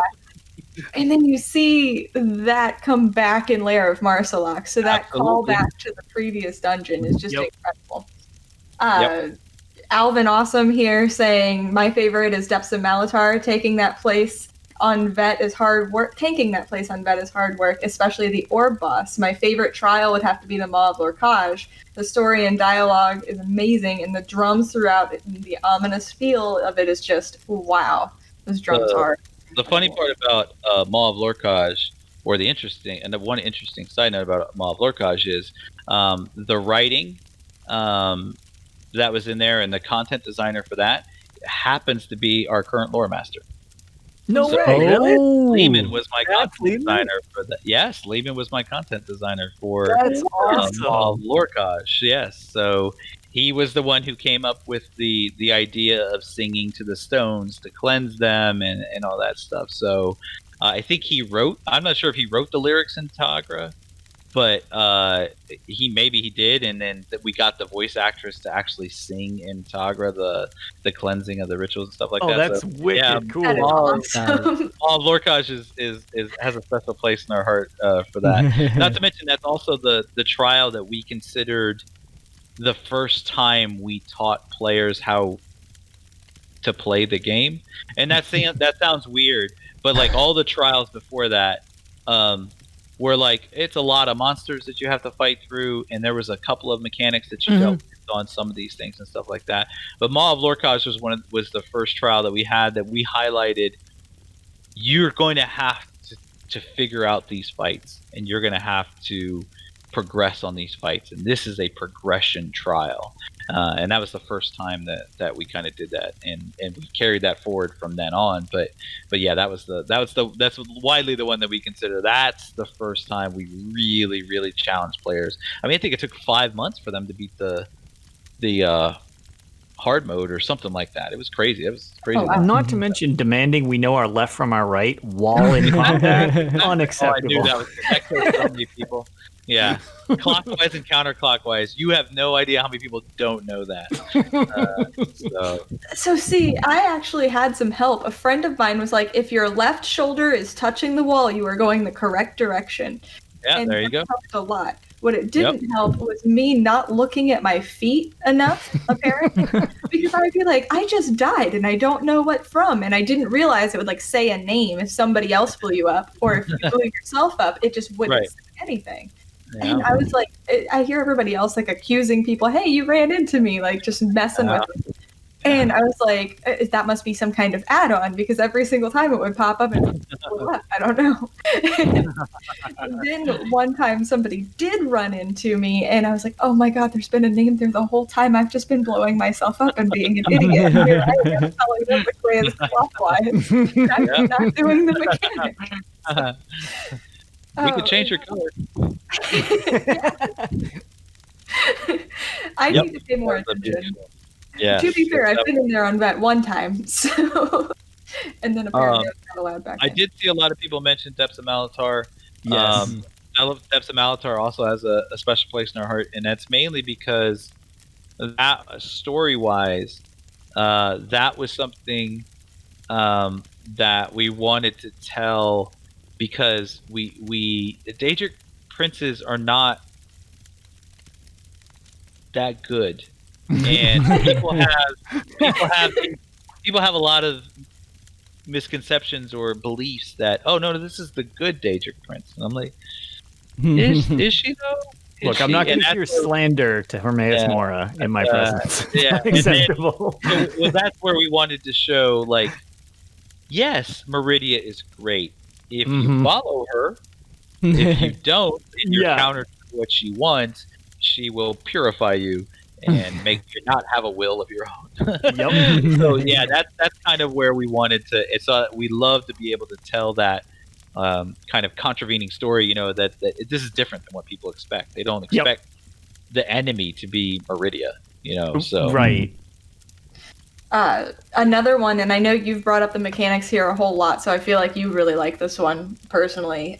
Slaps Only says, Unhallowed Grave is by far my favorite content in the whole game, especially running with players who have never run it before. Whether in voice comms or pugs, their reaction to the second stage of the final boss is always the same, and it's priceless every single time. Absolutely. We used to get that reaction, like I talked about, we run press through dungeons before they have dungeon launches. So whenever they did Unhallowed Grave, we didn't show them secrets, but that last boss did that to them every time too. All of a sudden this thing just, whoa! Yeah, it's great. It's a great reaction. It is really cool. I'm kind of upset that I can't turn into that skeleton with the Necromancer Ultimate. Right. Actually, we tried. In PTS, I kind of was able to turn into a giant Nord. We already know that was the bug. I am so sad you guys fixed that, because that was my chance to be the biggest Nord ever. Chance to be the giant. You wanted to go toe-to-toe with Moloch Ball, right? Yeah, or at least, Lyris Titanborn. Right. Sort of be on the same height for once. Right. I was so happy when that happened to me in PTS. I was like, yes. And then Ukko actually says, Beast and Amber, Wake and Remember, Ruins of Mazatun or Scalecaller Peak are my favorite ones easily. Out of Trials, I must say Mara of Lorcage. Although I might just have Stockholm Syndrome with that trial. I spent so much time training. That was that's a lot of people's first real progression trial is working through that. It's funny he mentions Ruins of Mazatun. This is another little tidbit. So Zalnur, and I think Lehman has mentioned this before too, but Zalnur, who is the Argonian behemoth in Ruins of Mazatun, spits on the ground and stuff like that. Yep. The voice actor who did Zalnur also did the Incredible Hulk in the Avengers cartoon. Really? Wait, really? Yeah. So it's actually the Incredible Hulk that you hear talking. I'm Zalnur. It's the same guy. So, yeah, I love That's that. awesome. Yeah, it is pretty awesome. And then Lotus, you also replied to this one, so I'll just let you talk about that. Yeah, no, I was going to say, the Maw of Lorcage, obviously, trial-wise, because this is actually my first MMO period that I've ever gotten into. And I, to be fair, only really gave it a shot because of the IP. Mm-hmm. And once I got into it, I played it very single player and had no idea what the hell I was doing. And the more I played it, the more aspects of it I just started to kind of like grapple onto. Right. And Maw of Lorcage was absolutely the first idea of like a full like MMO trial thing. Because like, the Kraglin ones were fine, but you could get a group and you could beat it in a sitting. Yeah, I failed Maw of Lorcage a lot before I ever got my skin out of there. Yeah. And yeah, I was gonna say I also am a huge fan of the switch to the colored rooms, just because there's so few instances we ever get to see the colored rooms. It's one of the daedric planes we never see. You mean in depth? Yeah, I'm sorry, in depths. Yeah. I was like, you did not go to the colored rooms of Maw of Lorcage. No. On my God. Yeah, no. Little did you know about my glitch. No. Yeah, no. For like a dungeon, that one still holds just the fights. Like that whole place from beginning to end. There really aren't any breeze fights. Yeah. Either. Even the base pop is like. You get to those giant stone warrior guys; those guys. Those dudes like hit, and not to mention the ice atronachs. Even, yeah. I mean, they essentially hit you with anvil crackers as if they were, the iron golems. Right. So, right. They're rough. Yeah. Yeah. So it's like that place is like a solid challenge. That hard mode is absolute chaos. But yeah, that one is just like I loved being able at the end to see. One of the things that I do like when you March of Sacrifice is another one. I like when you guys dabble with the weird daedric planes as well. And since the dungeons are the instanced in them themselves, getting to see you guys like kind of really get weird with some of the design is pretty neat. It's pretty great to be able to kind of define what some of these experiences look like in Elder Scrolls Online. Like March of Sacrifices is a good example of I think you had been to Hircine's plane in the werewolf quest line. I think when you try to become a werewolf. It's just that little garden. But it still almost kind of looked like Grotwood. You know what I mean? So it wasn't kind of like super detailed. You didn't really go all the way around it. So for us to be able to go into March of Sacrifices and say, no, let's define this pocket of Hircine's realm. Get the trees and define it with color and to do all this other stuff was really fun and awesome and a testament kind of to the confidence they have in kind of what we do with our team. It's the same thing with the colored rooms, the Deadlands when you go there in City of Ash 2. All these places that we try to kind of, it's cool to be able to define some of these places. And we even did it, although you go to Cold Harbor in the main quest, we had little aspects of it in Vaults of Madness. And so, and the breaking of banished cells where you can see the breakaways in the walls. Right. Yeah, and that's just very cool because it is, and when you've got the Deadlands, I mean, then there's your nostalgia trip from Oblivion if you've been on the Elder Scrolls thing for a while, because it was like that looked like a prettier version of what we saw back in 2006 or when it came out. Yeah. Yep. And it's great to be able to kind of be given that kind of freedom to explore some of those places. So yeah, it's pretty awesome. Definitely. I just realized I don't have the March of Sacrifices hard mode either. I thought I only had Frostwolds left. So I don't think that one's one of my favorite what happens hard in modes. What happens in March hard mode? Well, you die. No, that I like that one just because that one is all teamwork for the most part. Like, it's not, I don't know. It's very manageable if you work together, and I like that as opposed to the stress of like, oh god, we have to burn through this. I mean, obviously, when you get an execute phase, people get it all execute panicky. But that fight, as long as you keep a level head, you've got time to grab people. You've got time to recover. Like, I've run that a bunch with different people. That No Death was an interesting beast, that whole place without dying. But that one, I really like that hard mode. That's actually one of my favorite ones, I think. Yep, that's the one that it puts the clouds around you so you can't see. You can't see, and you've got the traps you've got to set and lure the things in. Yep. Yeah, very, very. I like I said, that's definitely up there, as it seems like it's one of those ones where when I die, I'm like, man, I saw what I was doing wrong and committed to it, as opposed to I just didn't see that fast enough. So, Ark, you didn't respond to this tweet, but were you able to pick a favorite? I've been thinking, so I gauge how much I love a dungeon based on how much I suffered in it. So far, there are contenders, because both Moongrave Fane and Lair of Marcelok we completed on our second day, so they are even. They were very fun. Because the more you struggle, the better the feeling when you see that boss's health drop to 0. So the more I spend time in it, just throwing ourselves at it, the better the joy once we clear it. So I'm trying to gauge based on that. I want to say Scalecaller Peak, because when we run Scalecaller Peak with Ophelia Noir and the Drunkenborns, we spent a lot of time and so many vibes, and I don't know what happened, but everything started breaking in the dungeon.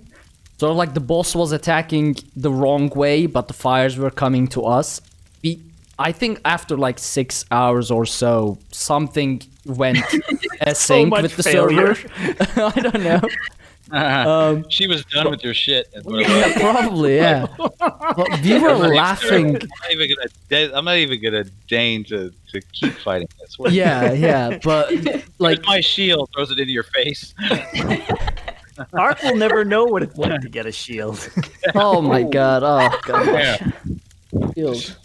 That's a whole different story. My shield. But based on how much we laughed in Scalecaller Peak when we were trying to get that hard mode for the first time, I want to say Scalecaller Peak, because I don't think I'll ever forget those few days that we threw ourselves at it. And I don't know if we were laughing because things were funny, or we were like at that point just broken. We will never know. But that was a lot of fun. That was one of the first ones we had that was very much a you activate hard mode and this shit's hard. Yeah. That hard mode really hard. There's so much happening. Yeah. and that's really where we kind of threw the kitchen sink into that encounter when you activate hard mode. By design. So that, and actually Fang Lair is the same in the same vein of that. But, I didn't appreciate that beetle making me feel like a chump. It's a scarab. That thing should not ruin my life the way it does. And then 2 of them, I'm like, okay, great. I can kill a daedric prince. I can't step on this bug. See, For example, I don't know what the beetles do. I know to avoid them. I don't know what happens when you don't avoid them. You die. I know. Oh. Player testable. There you go. Just go step on one. It'll probably Luna work just itself told out. me slot a crowd control so you can slow the beetles down and run away from them, and I just did. That is by design that they are crowd controllable. Yep. Yep. I would be in deep shit if they weren't crowd Oh, control. yeah. Well, for me, it's kind of like in the same vein that Ark started going down before it took a hard left to be broken at the end. The best feeling I have had that I can think of since starting this game was like a couple of weeks ago, whenever I finally got the clear on Vet Lair of Marsalok hard mode. Nice. Because That I blue died bastard. 243 times. That was the end number? Yes. Oh my god. That's a lot of death. Marsalok was eating good. Well, the first time I tried it, I was in there. God, it had to have been like 6 hours. We died 97 times just man. on him. Oof. I am nothing if not persistent, at least. Yes. Yes. Apparently not great at executing mechanics, but at least I keep trying at them for a while. Yeah, that's a tough one. That's a tough one. Marsalok can chew you up and spit you out for sure. Well, another thing with Marsalok is you get all excited because in Elsewhere you get to have Necromancer, and one of the ultimates is this insta-res, which is just amazing because everybody in the group can be down. Then Healer says, "No, you're not. You're back in the game." I put it on my tank. What are you talking about? That too. I'm Necro Heals. I can usually know after like the first two pulls if I need to put that alt on my bar. I'm like, oh, this is what this group is. Let me swap this alt around here. No war card. Reds on there. Yep. So I go in there the first time, I'm like super confident. I was like, like even if they all die, as long as I'm still alive, I can just bring them all back Right. and no big deal. And so this Easy. comes right after Elsewhere and the Necromancer and everything. And it's just a big old middle finger to Necromancers right out of the gate. It's like, oh, you're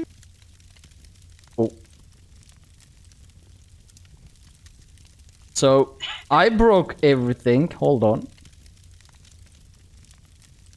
Break everything, Ark. I don't know what Ark did. What did you So- do, Ark? I pulled up Did my your head hit the phone. keyboard? No. I pulled up my phone. I thought it was unlocked. It wasn't, and I just tapped on the screen and joined the call on my phone instead. Oh, so you were a fifth caller into the own call. Incredible.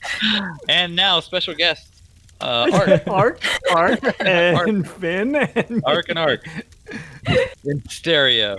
You can do the whole podcast by himself. Yeah. It wouldn't be a show without at least one of those. Yeah. That's all right. All good. Well, So, So- Finn, could you move the microphone just slightly away, if possible?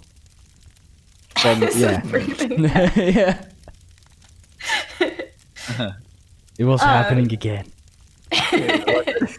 Was it the heavy breathing? The excitement level. So I tried to res, and obviously that didn't do anything. I did get during the 97 death run that we did. Yeah.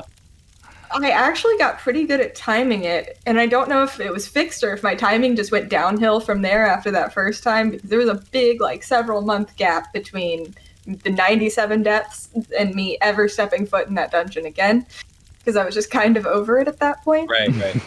Well, I was able to time it, so if the animation of the vines growing over the person wasn't quite finished, and I just had the instant response to res, I Yeah. could still get them up without the vines. Guys, I'm call out hoping- when you're gonna die. Guys, call Yeah, out. I was gonna say, you're so in tune with death at that I know, point. I You like can that. preemptively do it. You basically cancel the res. Pretty much. And that actually caught us a little bit further, but it obviously still didn't help in the long Right, run. The second to last time, so the time before the 43 tries, the last time it took to actually clear it, I discovered that a big part of the problem was because I was using Renewing Undeath, I was accidentally casting it like on a corpse to get a couple people who had been hit by the breath attack to try to heal them through it, and it purged it and wiped the whole group then. And I kept, because that's just like one of just what I go to as a necro healer, I use that skill a lot. I had to train myself not to touch that button. And I didn't take it off my bar, which in hindsight would have been a good idea.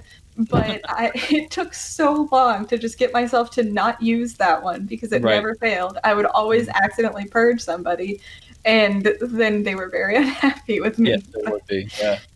And then there's the whole, how do you name the platforms? Is it 1, 2, 3? Is it blue, green, gray? Which that seems like the right approach until something that is on like a blue background lights up green, and your brain just sees the green and you just yell green every single time. Which is exactly what I did, and it was not helpful. So we went back to 1, 2, 3, and then had that which way are we facing issue. And so it was just a struggle bus the whole time. But I'm pretty sure I literally screamed in happiness whenever we finally brought the blue bastard down. So this is educational for me. So how do you guys deal with the curse? You guys call out which platform you see or what? Yeah, so what happens is the healer and the 2 DPS will go and synergize on the seed, and the tank doesn't touch it, so we'll all just call out what number we see. And if 2 of us have the same number and 1 of us has different, then the one who's different goes to the one that everybody else is yelling about. If we all scream out the same thing, then the tank goes to the one we're yelling at him for. Yep. Okay. What we did different was we didn't number them or color them. We called them Bridge, Mountain, Cliff. Because when you look at it, if you see the mountain behind it, you know that it's the mountain. If you see the bridge behind it, because you're always like looking at them at some point.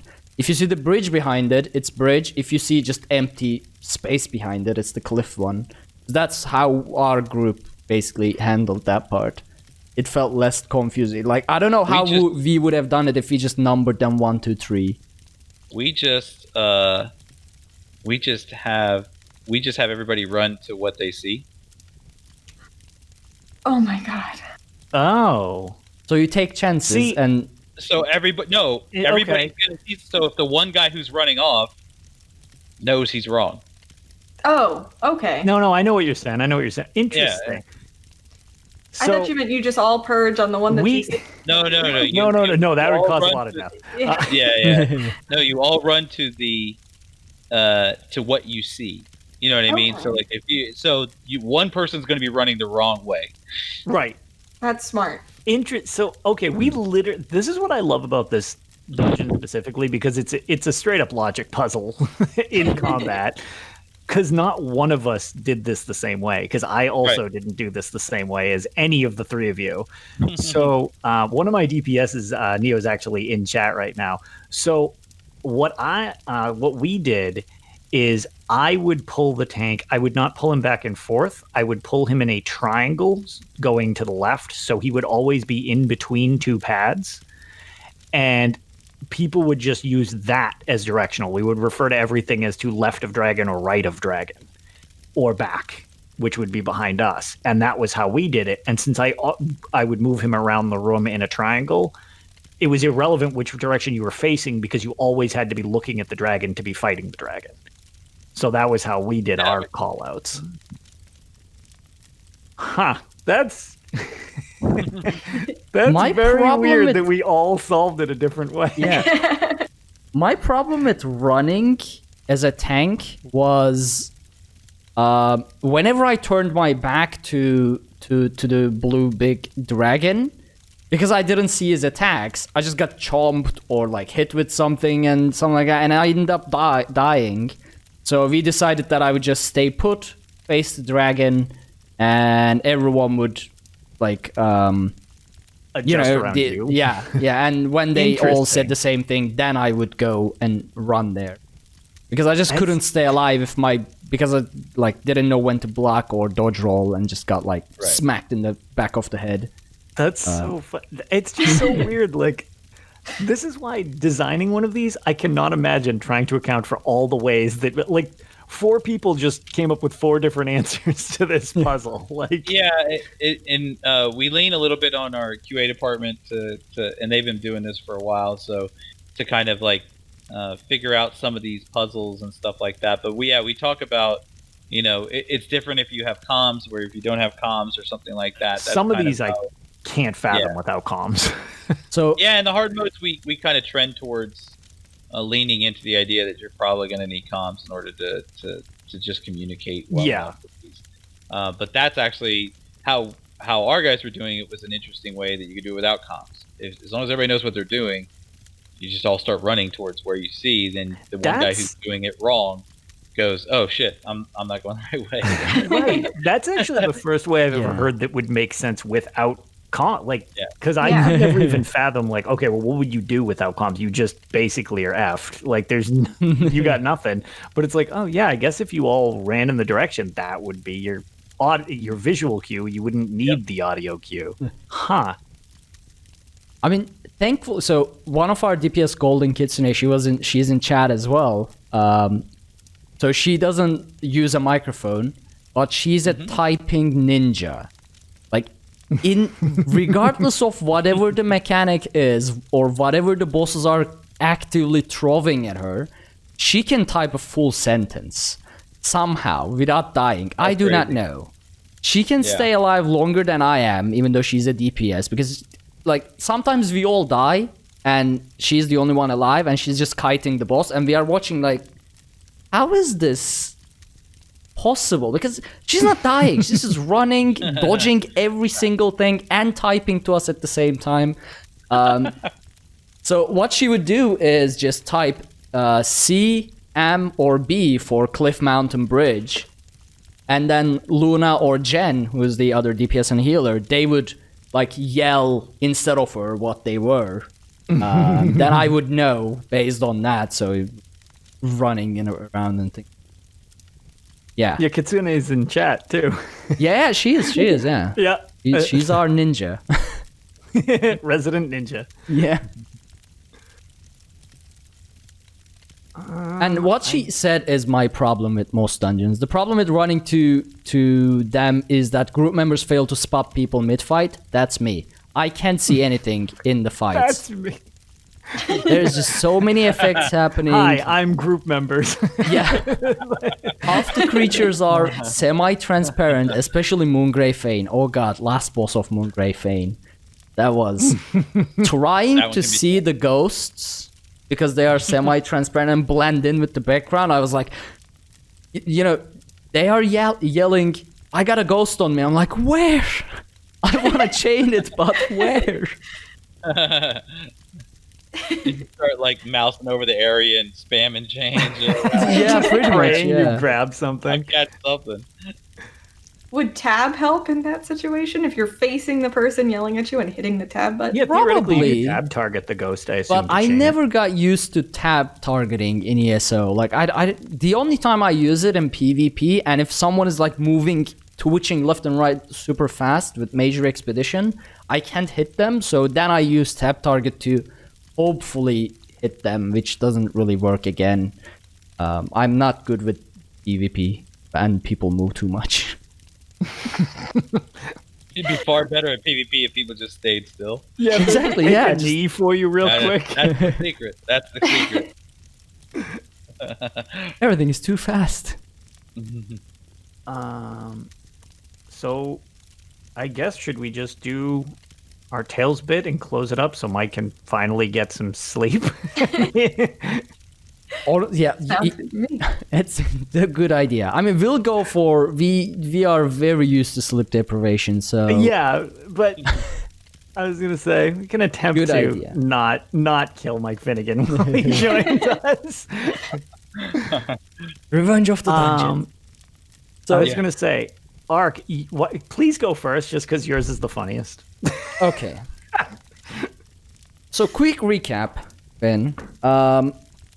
When Greymore launched, I made an outfit with the new motifs and everything because, you know, I thought, okay, well, there are new motifs. I should make a new outfit because Fashion Scrolls Online, you cannot do the highest DPS or tank the best unless your outfit is on point. I know this is a design thing, right? It is no. It is no, exactly. So I made this outfit with the combining old and new motifs, and I realized my shield doesn't fit.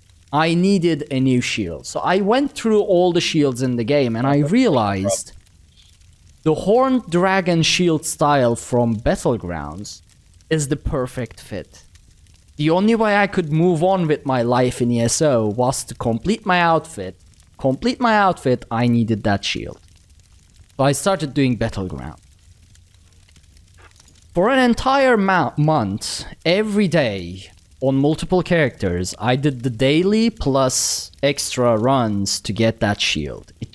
I got Storm's Lord, Pit Demons, the Fire Drakes, Battleground Runner shields. I got pretty much everything else except that shield.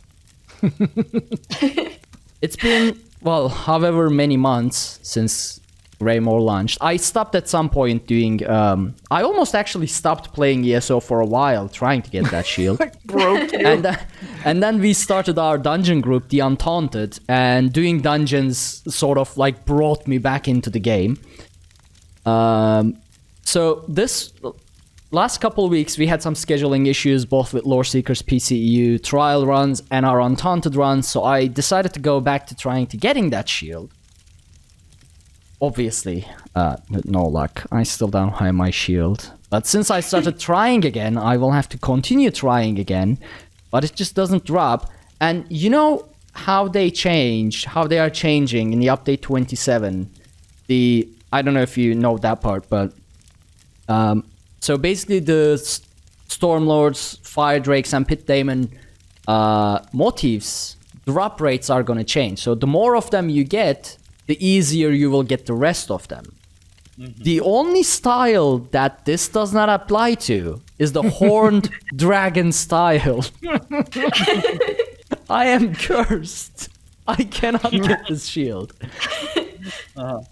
And Lotus has a character that is a mock of me. It's a high elf called Arkhaniir. And he has all the achievements that I don't have. And guess who has that shield? Turns out I've accidentally been sitting on that motif for several months, and I just never looked up what it was. So, on the character that he can't stand, I made sure to equip the shield to show him what it would look like if he was actually holding the shield. This is the one thing that made me struggle 10 times more than anything your dungeons or trials threw at me. It's just struggle, RNG. but with no victory story attached to it. Just continues. So what is it about that shield that you like more? I mean, it's the style this just point, I think complete it's my just a outfit. quest. It's completely Yeah. cosmetic. Like I made an outfit, pretty and it's cool. like it's heavy armor, but it also looks sharp and classy. I got you. So that shield, the Horned Dragon shield, if you color it with like silver colors, especially some obsidian black and silver colors, it really fits that. You know, this is a kaiju, like it's a heavy kite shield, but it's also has this engravings, like it's made in a like sharp, classy way. Right.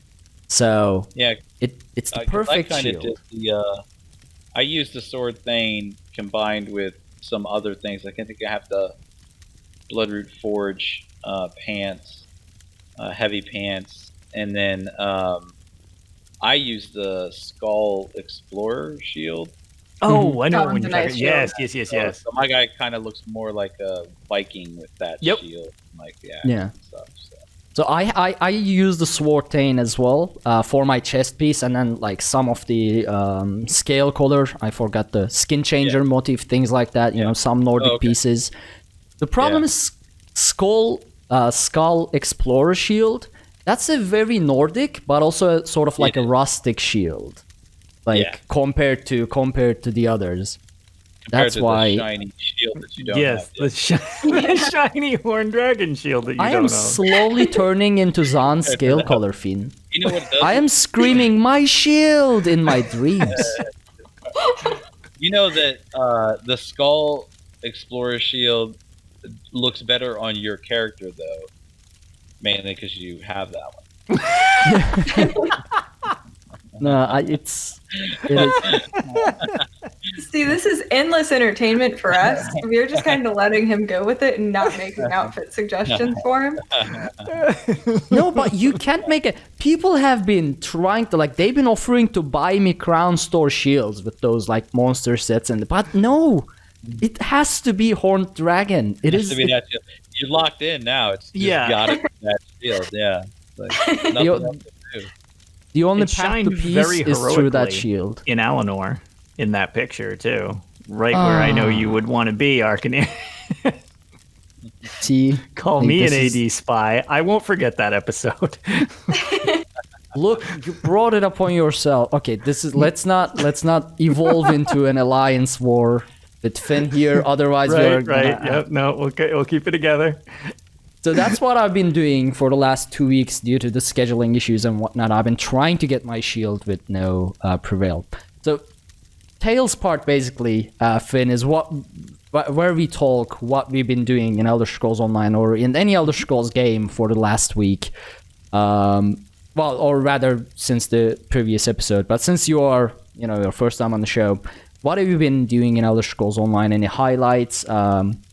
Anything you want to share? Well, I kind of talked a little bit about a lot of my stuff in game has been work related, unfortunately, but Understandable. With Stonethorn on PTS, we've been doing a lot of press playthroughs. So that is where me, Jeremy, Shane, or me, Rich, and Shane, or me, Jeremy, and Rich, we get in and we bring a somebody from the press, and we run them through a dungeon, answer questions, talk about the story of the dungeon, all that stuff. So our group gets us pretty loaded up on our schedule to do those kind of things. We do them every time we do that kind of thing. And then in personal life, it's more of just kind of getting ready for Stonethorn, finishing off the last bits of Greymore, the little things and stuff. Make sure you get Harrowstorm dailies, and then just ramping up for the awesomeness that's going to be these 2 dungeons. I'm so ready. Making sure we're ready. It's funny because I also know, knowing in advance, kind of looking at PTS, looking at item sets and stuff like that, and prepping characters to say, oh, we need to take a look at this and how this works. And I'm gonna put together some item sets that I know that I'm gonna want to probably use or change up or something like that, going forward. So that's kind of what my in-game stuff right now is just prepping for update 27. I actually haven't even played the prologue on PTS because I want to wait for it to go live. I've played internal stuff, so I already have an idea of everything that goes on. But yes, actually, it's weird to see stuff I've played on our development server and then play it on live because it weirdly feels different. It's not. It's the exact same, but it's still weirdly different. So I don't know what it is, but it does. It feels different. So that's kind of interesting. Yeah. I mean, you don't have pugs in the development server. I suppose. No, we don't. Yeah. No, we don't. We usually play with. It depends on what we're doing. So we have a standing weekly playtest. We play with our designers on our team. I have a standing, a review playtest where Rich and Jeremy and stuff will come in and we'll play through whatever content we have ready, kind of for them to play through, and they'll give their feedback and stuff like that. So yeah, we have a lot of playtests throughout the week with different groups of people. Probably the players who never bash are the difference you feel between development and live server. That one person who refuses religiously to bash. just refuses to bash in pugs. It's like, please. Running the Moonhunter DPS. keep with pugs was my biggest mistake, I think. Nope. Is that the Mylene? Which one? The White Wolf. Yeah, The White Wolf, I was yeah. gonna say, Yeah, the pounds. Yeah. Using the bash. That's the one. Hey, Yep. Hey, all right, never mind. Yeah, it's like, no, okay, we're just gonna let me get disemboweled. That's pretty good. I guess we'll probably clear this now. We might have someone else deal with. That's going to be great. You guys should run Castle Thorn with people that refuse to bash. That'll go over great. All right, it's Great. settled. I am running No Castle Thorn with pugs. No spoilers. You'll know really early if they don't bash. I'll tell you that. Oh man. All right, Lotus. Go ahead. Okay, so we actually haven't reconvened since we had some weirdo internet issues last time. So we actually haven't checked back in and had a show since QuakeCon, where I attempted to blind do not blind, but we had no experience. We had never set foot into what Moongrave Fane hard mode was. I've done plenty with the dungeon, but we decided to try to do our challenger achievements all from scratch on stream. And we got the speed run, we got the no death on stream, and we got the boss down to 6.2%. And that was as much as we could do. And I got ripped on a whole bunch because I didn't accomplish something before a show last time. And apparently what we actually needed to do was play it one more pull, because we reconvened a couple days later, and our first pull of it, we aced the hard mode. There you go. And I was like, we were just one pull off. We just needed one more pull. Like, needed one more. Yo, That's the classic. I know it. Group thing, right? That's why you do it. That's why you're up until 3 a.m. because you're like, because there's always one more pull. Just one more pull. We got one more in us. Let's just try Yes. one more. And then you die within 2 seconds. You're like, all right, that didn't count. That one didn't count. Yeah. That one more real pull. Yes. Yeah. One more real pull. One more real pull. That's right. That one more real pull. That's when you hit 97 deaths in one battler. Just 96 more real pulls. It's 96 more real pulls. Is what that is. Yep. So I was pretty hyped about that, which, like Ark was mentioning earlier, where it turns out actually you might have March floating as well. But the only challenger achievement that I didn't have was Frostvault. I had never activated that hard mode. I didn't have the no death, didn't have the speed run, only cleared it on vet a couple times, and was like, yeah, nah, I'm good here. Well, I'm out of the other ones. They're all done. So I figured before you joined us, I really wanted to have all of the challenger things so that I'd be fully ready for the new DLCs coming out. I was like, all right, well, before Finn joins us, I got to at least have all of these challenger things done.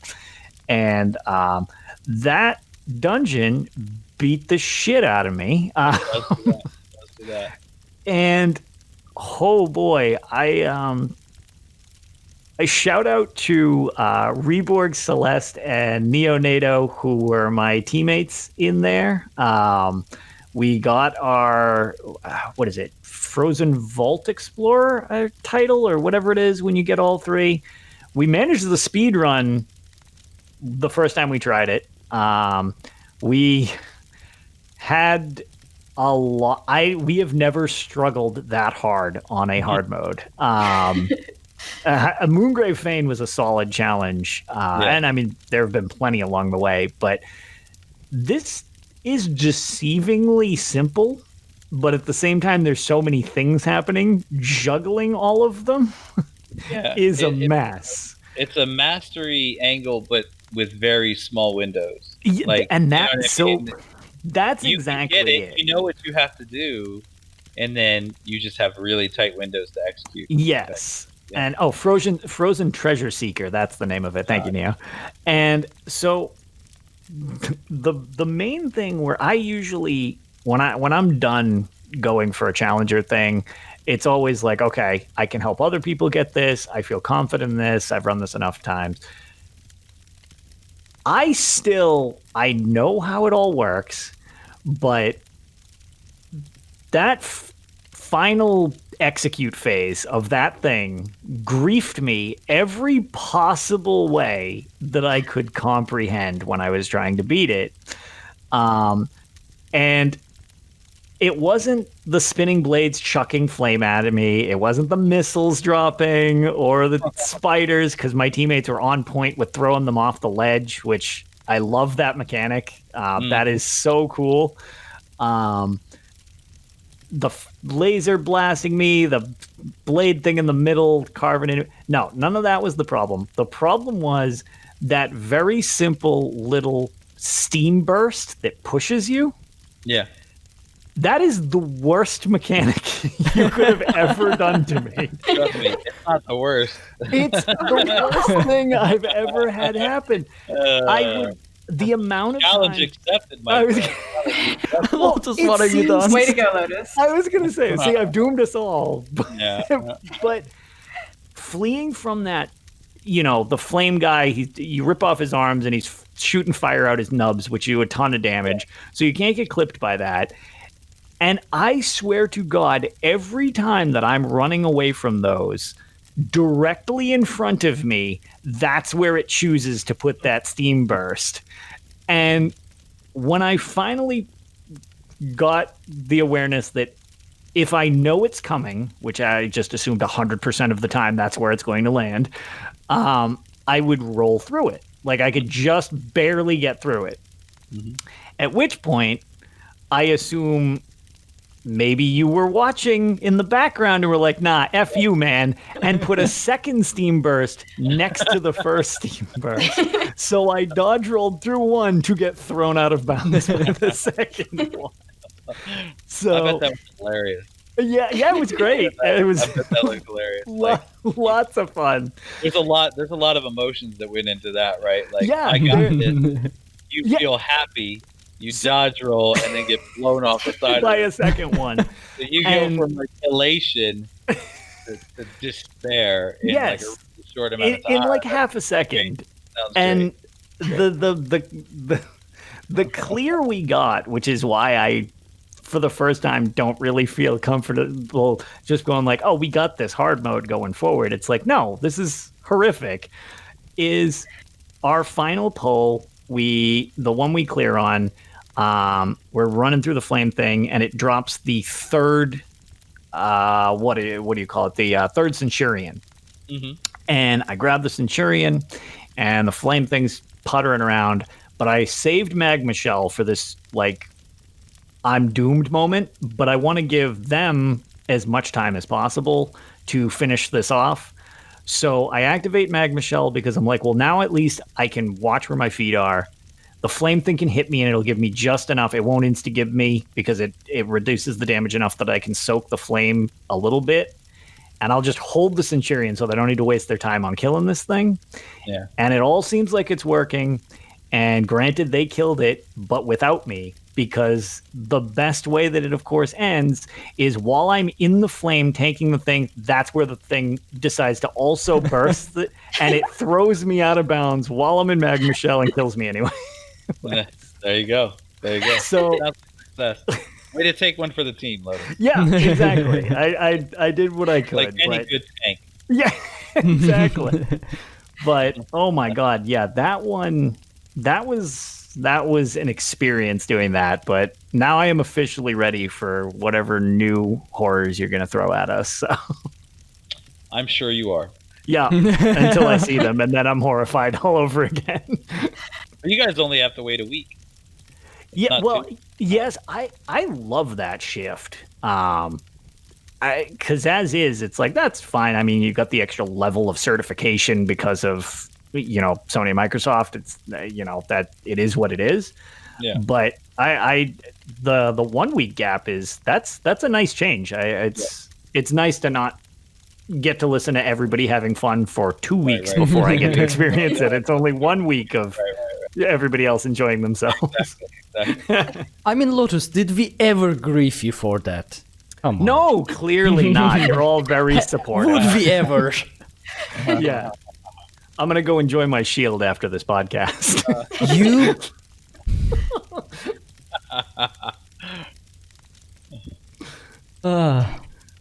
Anything else? So that just leaves... No, I was going to say, that's it for me. So I was going to say, that just leaves Pixie.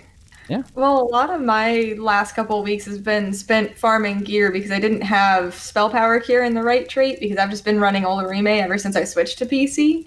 And I was like, well, it's time to go get that again. So I ran an ungodly amount of white gold tower. And also, I realized that I didn't have the Master's Resto staff because I had never just done VDSA before. I had attempted it once, but ended up having to go to bed because I had to work the next day. So I just had to call it early, just didn't have the time to complete it. So I got through that for the first time. And the final boss was really, really cool because it has the mechanic where the healer actually tanks it. Yeah. And I already had Inner Fire slotted because I thought it was a great idea to have this Wheel of Suffering at one point.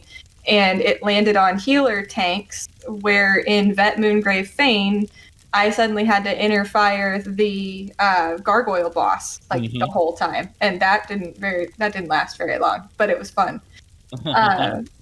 So tanking on my healer was really, really cool, and it was nice that it didn't just immediately annihilate me like the boss I wasn't supposed to do that with. Other than that, I've actually been spending... I wanted to kind of like mix things up a little bit just to branch out from healing because I've been doing that for years in the game. And so I have a Warden tank who's at 50. So it's like, let's just go and do things on this and just see what happens. So a couple weeks ago, I had successfully tanked Vet March of Sacrifices. Oh, nice. And so my community was like, oh, well, you should try Vet Frostvault next, because apparently they just like to watch me suffer. It's a big jump. You did Vet March of Sacrifices? Well. That's enough. You did normal Funko Grotto? Why don't you jump into Vet Scale Caller hard mode? Pretty much. You're ready? I had taken Vet Scale Caller non-hard mode and Vet March of Sacrifices. They're like, do Vet Frostvault. And I was like, you realize that I haven't even done this on my main because I just can't get past that freaking laser boss. I don't know what the lasers. I just run the wrong direction or step on the spheres or just something happens. And it's just it's the bane of my existence at this point. And so I'm tanking it, and I have the bosses back to everybody else because I have learned at least a thing about tanking, but that's generally the idea. Yeah. And so I see the laser coming, and I'm like, okay, everybody go to the right. And I run to my right, and I'm alive, and everybody else went to their right, and they are all dead. I was like, oops. And so after like... Oh God, I don't even know how many times I did that to those poor people. But after doing that for a really long time, they're like, you know what? Let's let somebody else call this out. Like, let's not trust you anymore. And then apparently I wasn't getting the boss exactly in the center, and he was just like a little bit too close to the spheres, and that was causing people to step on the spheres. So that's apparently something I need to work on, but I might want to do different dungeons first, just so that way I can figure out how to tank good. Yeah. We got 2 new ones coming out. We got 2 new ones coming out. It'll be great. So, I mean, I guess you can't really... Is one of them easier than Vet Frostvault for tanks? Please? Maybe. I think so. I think that Castle Thorn will probably be a good experience. Okay. I might try to take that one then. There you go. Actually, I mean, they're all really good. There's a lot of wrinkles in Scale Call or in Stone Garden, but I mean, they're both. You'll run both of them anyways. They're good experiences. Yeah. I know. I'm so ready for new dungeons. I was gonna say, like. Blind hard mode, my favorite. Just spent 8 hours in there crying. But yeah, that's all for me. Lots of... actually, I lied. I also tanked normal Sunspire very badly because I was trying to multitask too much and pay attention to people talking to me in Twitch chat, and apparently that was just one level too much of complexity. And I didn't realize how hard it was to tank. So for the dragons, I feel like I was okay. You poke the dragon. You do. You poke the dragon, and you don't die. Yeah. But for the ad pulls, I was trying to. How you boiled down the entire Sunspire into poke the dragon, don't die. Yeah, that's your whiteboard. It's just varying lines going to that one equation. Step 1, poke the dragon. Step 2, don't die. Step 3, blank. Yeah. Step 4, collect loot. Yeah. I will say, since I was so distracted the entire time, my don't die was just have the healer just to really work overtime. I see what your problem is. You're not following step 2. But trying to figure out how to get the cinch rots. I don't know why I was just completely blind to them the whole time, or why I volunteered to do that one. And then I deceptively was like, there's only 2 of them. I can help out the other tank by taking some of these 2-leggeds off of him, and it'll be fine, because I know what I'm doing clearly. And then I just got... You got pounced on. Yeah. I was gonna say, that's immediately too many cats. Now I realize why there's only 2 of the cinch rots, or 3 of them, or however many, and so many of the other ones. It's because the big guys will annihilate you once they Sunspire. The most fun experience I saw in Sunspire was, and there was videos made to it, was that first fire room that people would go to when you would go to the right from the main courtyard. Yep. And in that first room, and right after that, there was like some foliage, and then an immediate pit into lava and death. Yes. And just seeing entire raids just barrel off that edge like lemmings. So the video I saw, somebody ran in and then immediately went to the left and then turned around and watched the entire raid run through the door and then fall off the edge. That is amazing. So good. So good. That is awesome. Yeah, it was. It was fantastic. And I was confident, probably overconfident going in there, because on my healer, I've cleared it on vet. So I'm like, I know the mechanics of this trial. Yeah. I was like, I'm healing the tank the whole time. So I should have an idea of where to stand, when to move, because I was There's paying a lot of attention. nuance. There's a lot of nuance to tanking in there. I learned. I learned the Yeah. hard way. It's not as easy as it looks, because it was on normal and I was still just standing and It's stupid. also like it's pretty funny because even on the dragons, like different people tank it different ways, like depending on which side of the dragon you're on. Mm-hmm. So I remember the first time I tanked it in vet, and I was used to tanking the dragon on the right, and everybody else was tanking on the left. So everybody was standing right behind me, and he breathed on everybody, and killed everybody. You just nuked everybody. Yeah, that's, they're like, "Why are you tanking him there?" I was like, "This is where I usually tank him." I guess. That's pretty funny. Yeah, because it doesn't look like you're doing much too on those fights. Like I'm aware of how little it looks like you're doing, and it's why when I've been with groups that, since it doesn't look like you're doing that much, I notice a lot of people voluntarily like, oh no, I can off tank it, or I'll main tank it, you off tank it. I'm like, okay, have you ever done this before? Right. And if they're like, no, it's fine though, or it's like, oh yeah, I've done it a dozen times. It's like, have you done it a dozen times, or are you just saying you've seen other people do it? Like, and the second I watch them, it's like the second I watch them go airborne, or they get chomped because they were too close, so he headbutts them so they can't block him and he eats them. I'm like, yeah, you don't know that you have like 4 feet in which you work this entire fight. Right. And, Exactly. and it's like, if you go too close, you're going to get headbutted. If you're going to go too far away, he's going to do that belch fire thing. Right. And it's like, if you walk too far to the right, or the left, you're going to get wing slapped.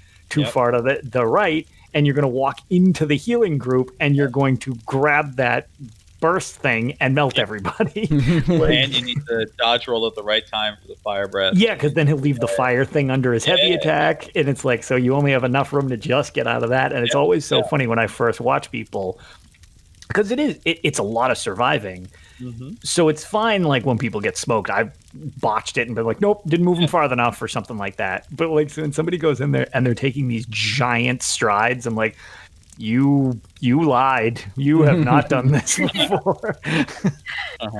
Well, through all of this, too, tanking the last couple weeks, I've learned that tanks, because they are so close to the boss at all times, like, if you go into first person, you can get some really cool pictures of these bosses, like, in action. And I'm like used to like being off as the healer, like not directly in front of the boss generally. And so it's been really fun to, not for the group that I'm with, but to switch into first person and tank in first person for a bit just to see what the boss looks like and get cool pictures of him. That's been a blast. People dying in the background in the meantime, just like screams of pain and just look at all these snapshots. Hey, look, I got a good shot of him smashing your face in. Look at that. Goodness. I love the way that the sunlight glistens off his horns. The healer's gorged onto his ear. It's like... No, stay there. I like to get the corpses in the background. It adds to the necromancer motif. It adds to the atmosphere of the place. Yeah, exactly. You can see how deadly he is by the rest of my group being dead. It's perfect. Everybody should try it. Yep. Okay. But yeah, that's for real this time. That's the last thing. Yeah, all right. Well, obviously, news-wise, we have Stonethorn, which releases tomorrow. I think at this point for all of us, it's way past midnight. And then that's for PC, and then for consoles, it's gonna be the next week after that. A lot of housing updates, as well as all the dungeon stuff we talked about, all of which are quite exciting. So do hop in and share your tales as well with us. Ben, it's been 3 hours. Thank you so much. Yes. Long time. Yes. Thank you so much for hanging out with us, though. This has been great. This has been a blast. Thanks for having me. Yeah, it's been a lot of fun. Yeah, it was. And if at any time you want to hop back in for another sleep deprived 3 hours, our doors are always open. If you ever want to give up sleep, you just hit us up. Yeah, all right. No. Oh. Well, anything else you want to mention or add? No, I think you got it. You got Stonethorn coming out PC tomorrow, consoles on 9/1. Other than that, I don't want to feel like an advertising show or anything like that. This is a lot of fun. This is we appreciate you having the time to spend with us. This is absolutely. I hope you have a good rest on Sunday after this. Yeah. I will be sleeping in. Lotus, anything final you want to say? No, I was going to say, if you ever need to get a hold of me, I'm Lotus of Doom pretty much anywhere that I have an account set up. All right, Pixie, anything else you want to add? No. All right, well, then it is the outro time, so we can release everybody to the beautiful arms of sleeping. You can follow everything we do over at dungeoncrawlernetwork.com. There you can find links to all of our social media, including Twitch, YouTube, Twitter, and Discord, because finally I got rid of that Facebook. I mean, it's still open, but we never use it, so be sure to check out our Patreon at patreon.com/dungeoncrawlernetwork if you want to help support the show, and consider leaving us a 5-star review on iTunes so people know that we are a real podcast. Sometimes we say real words, and sometimes it matters. Thank you all so much for joining out on this episode of Tales of Tamriel, and we will see you all next week. Have a great night, everyone. Bye, everybody.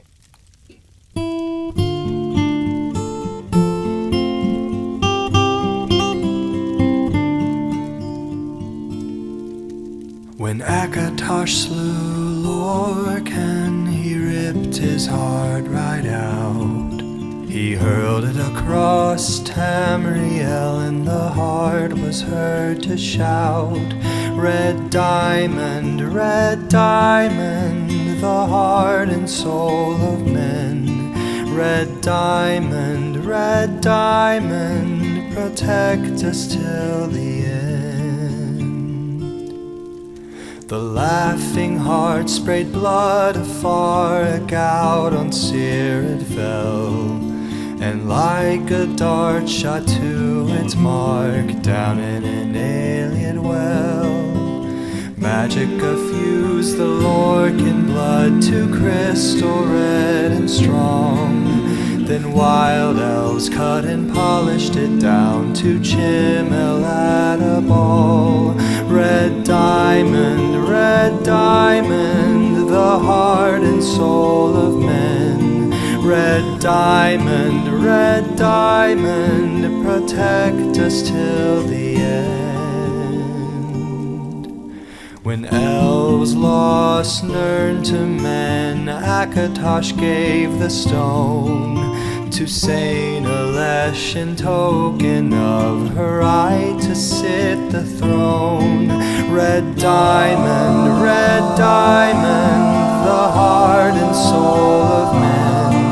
Red diamond, protect us till the end. Red diamond, protect us till the end.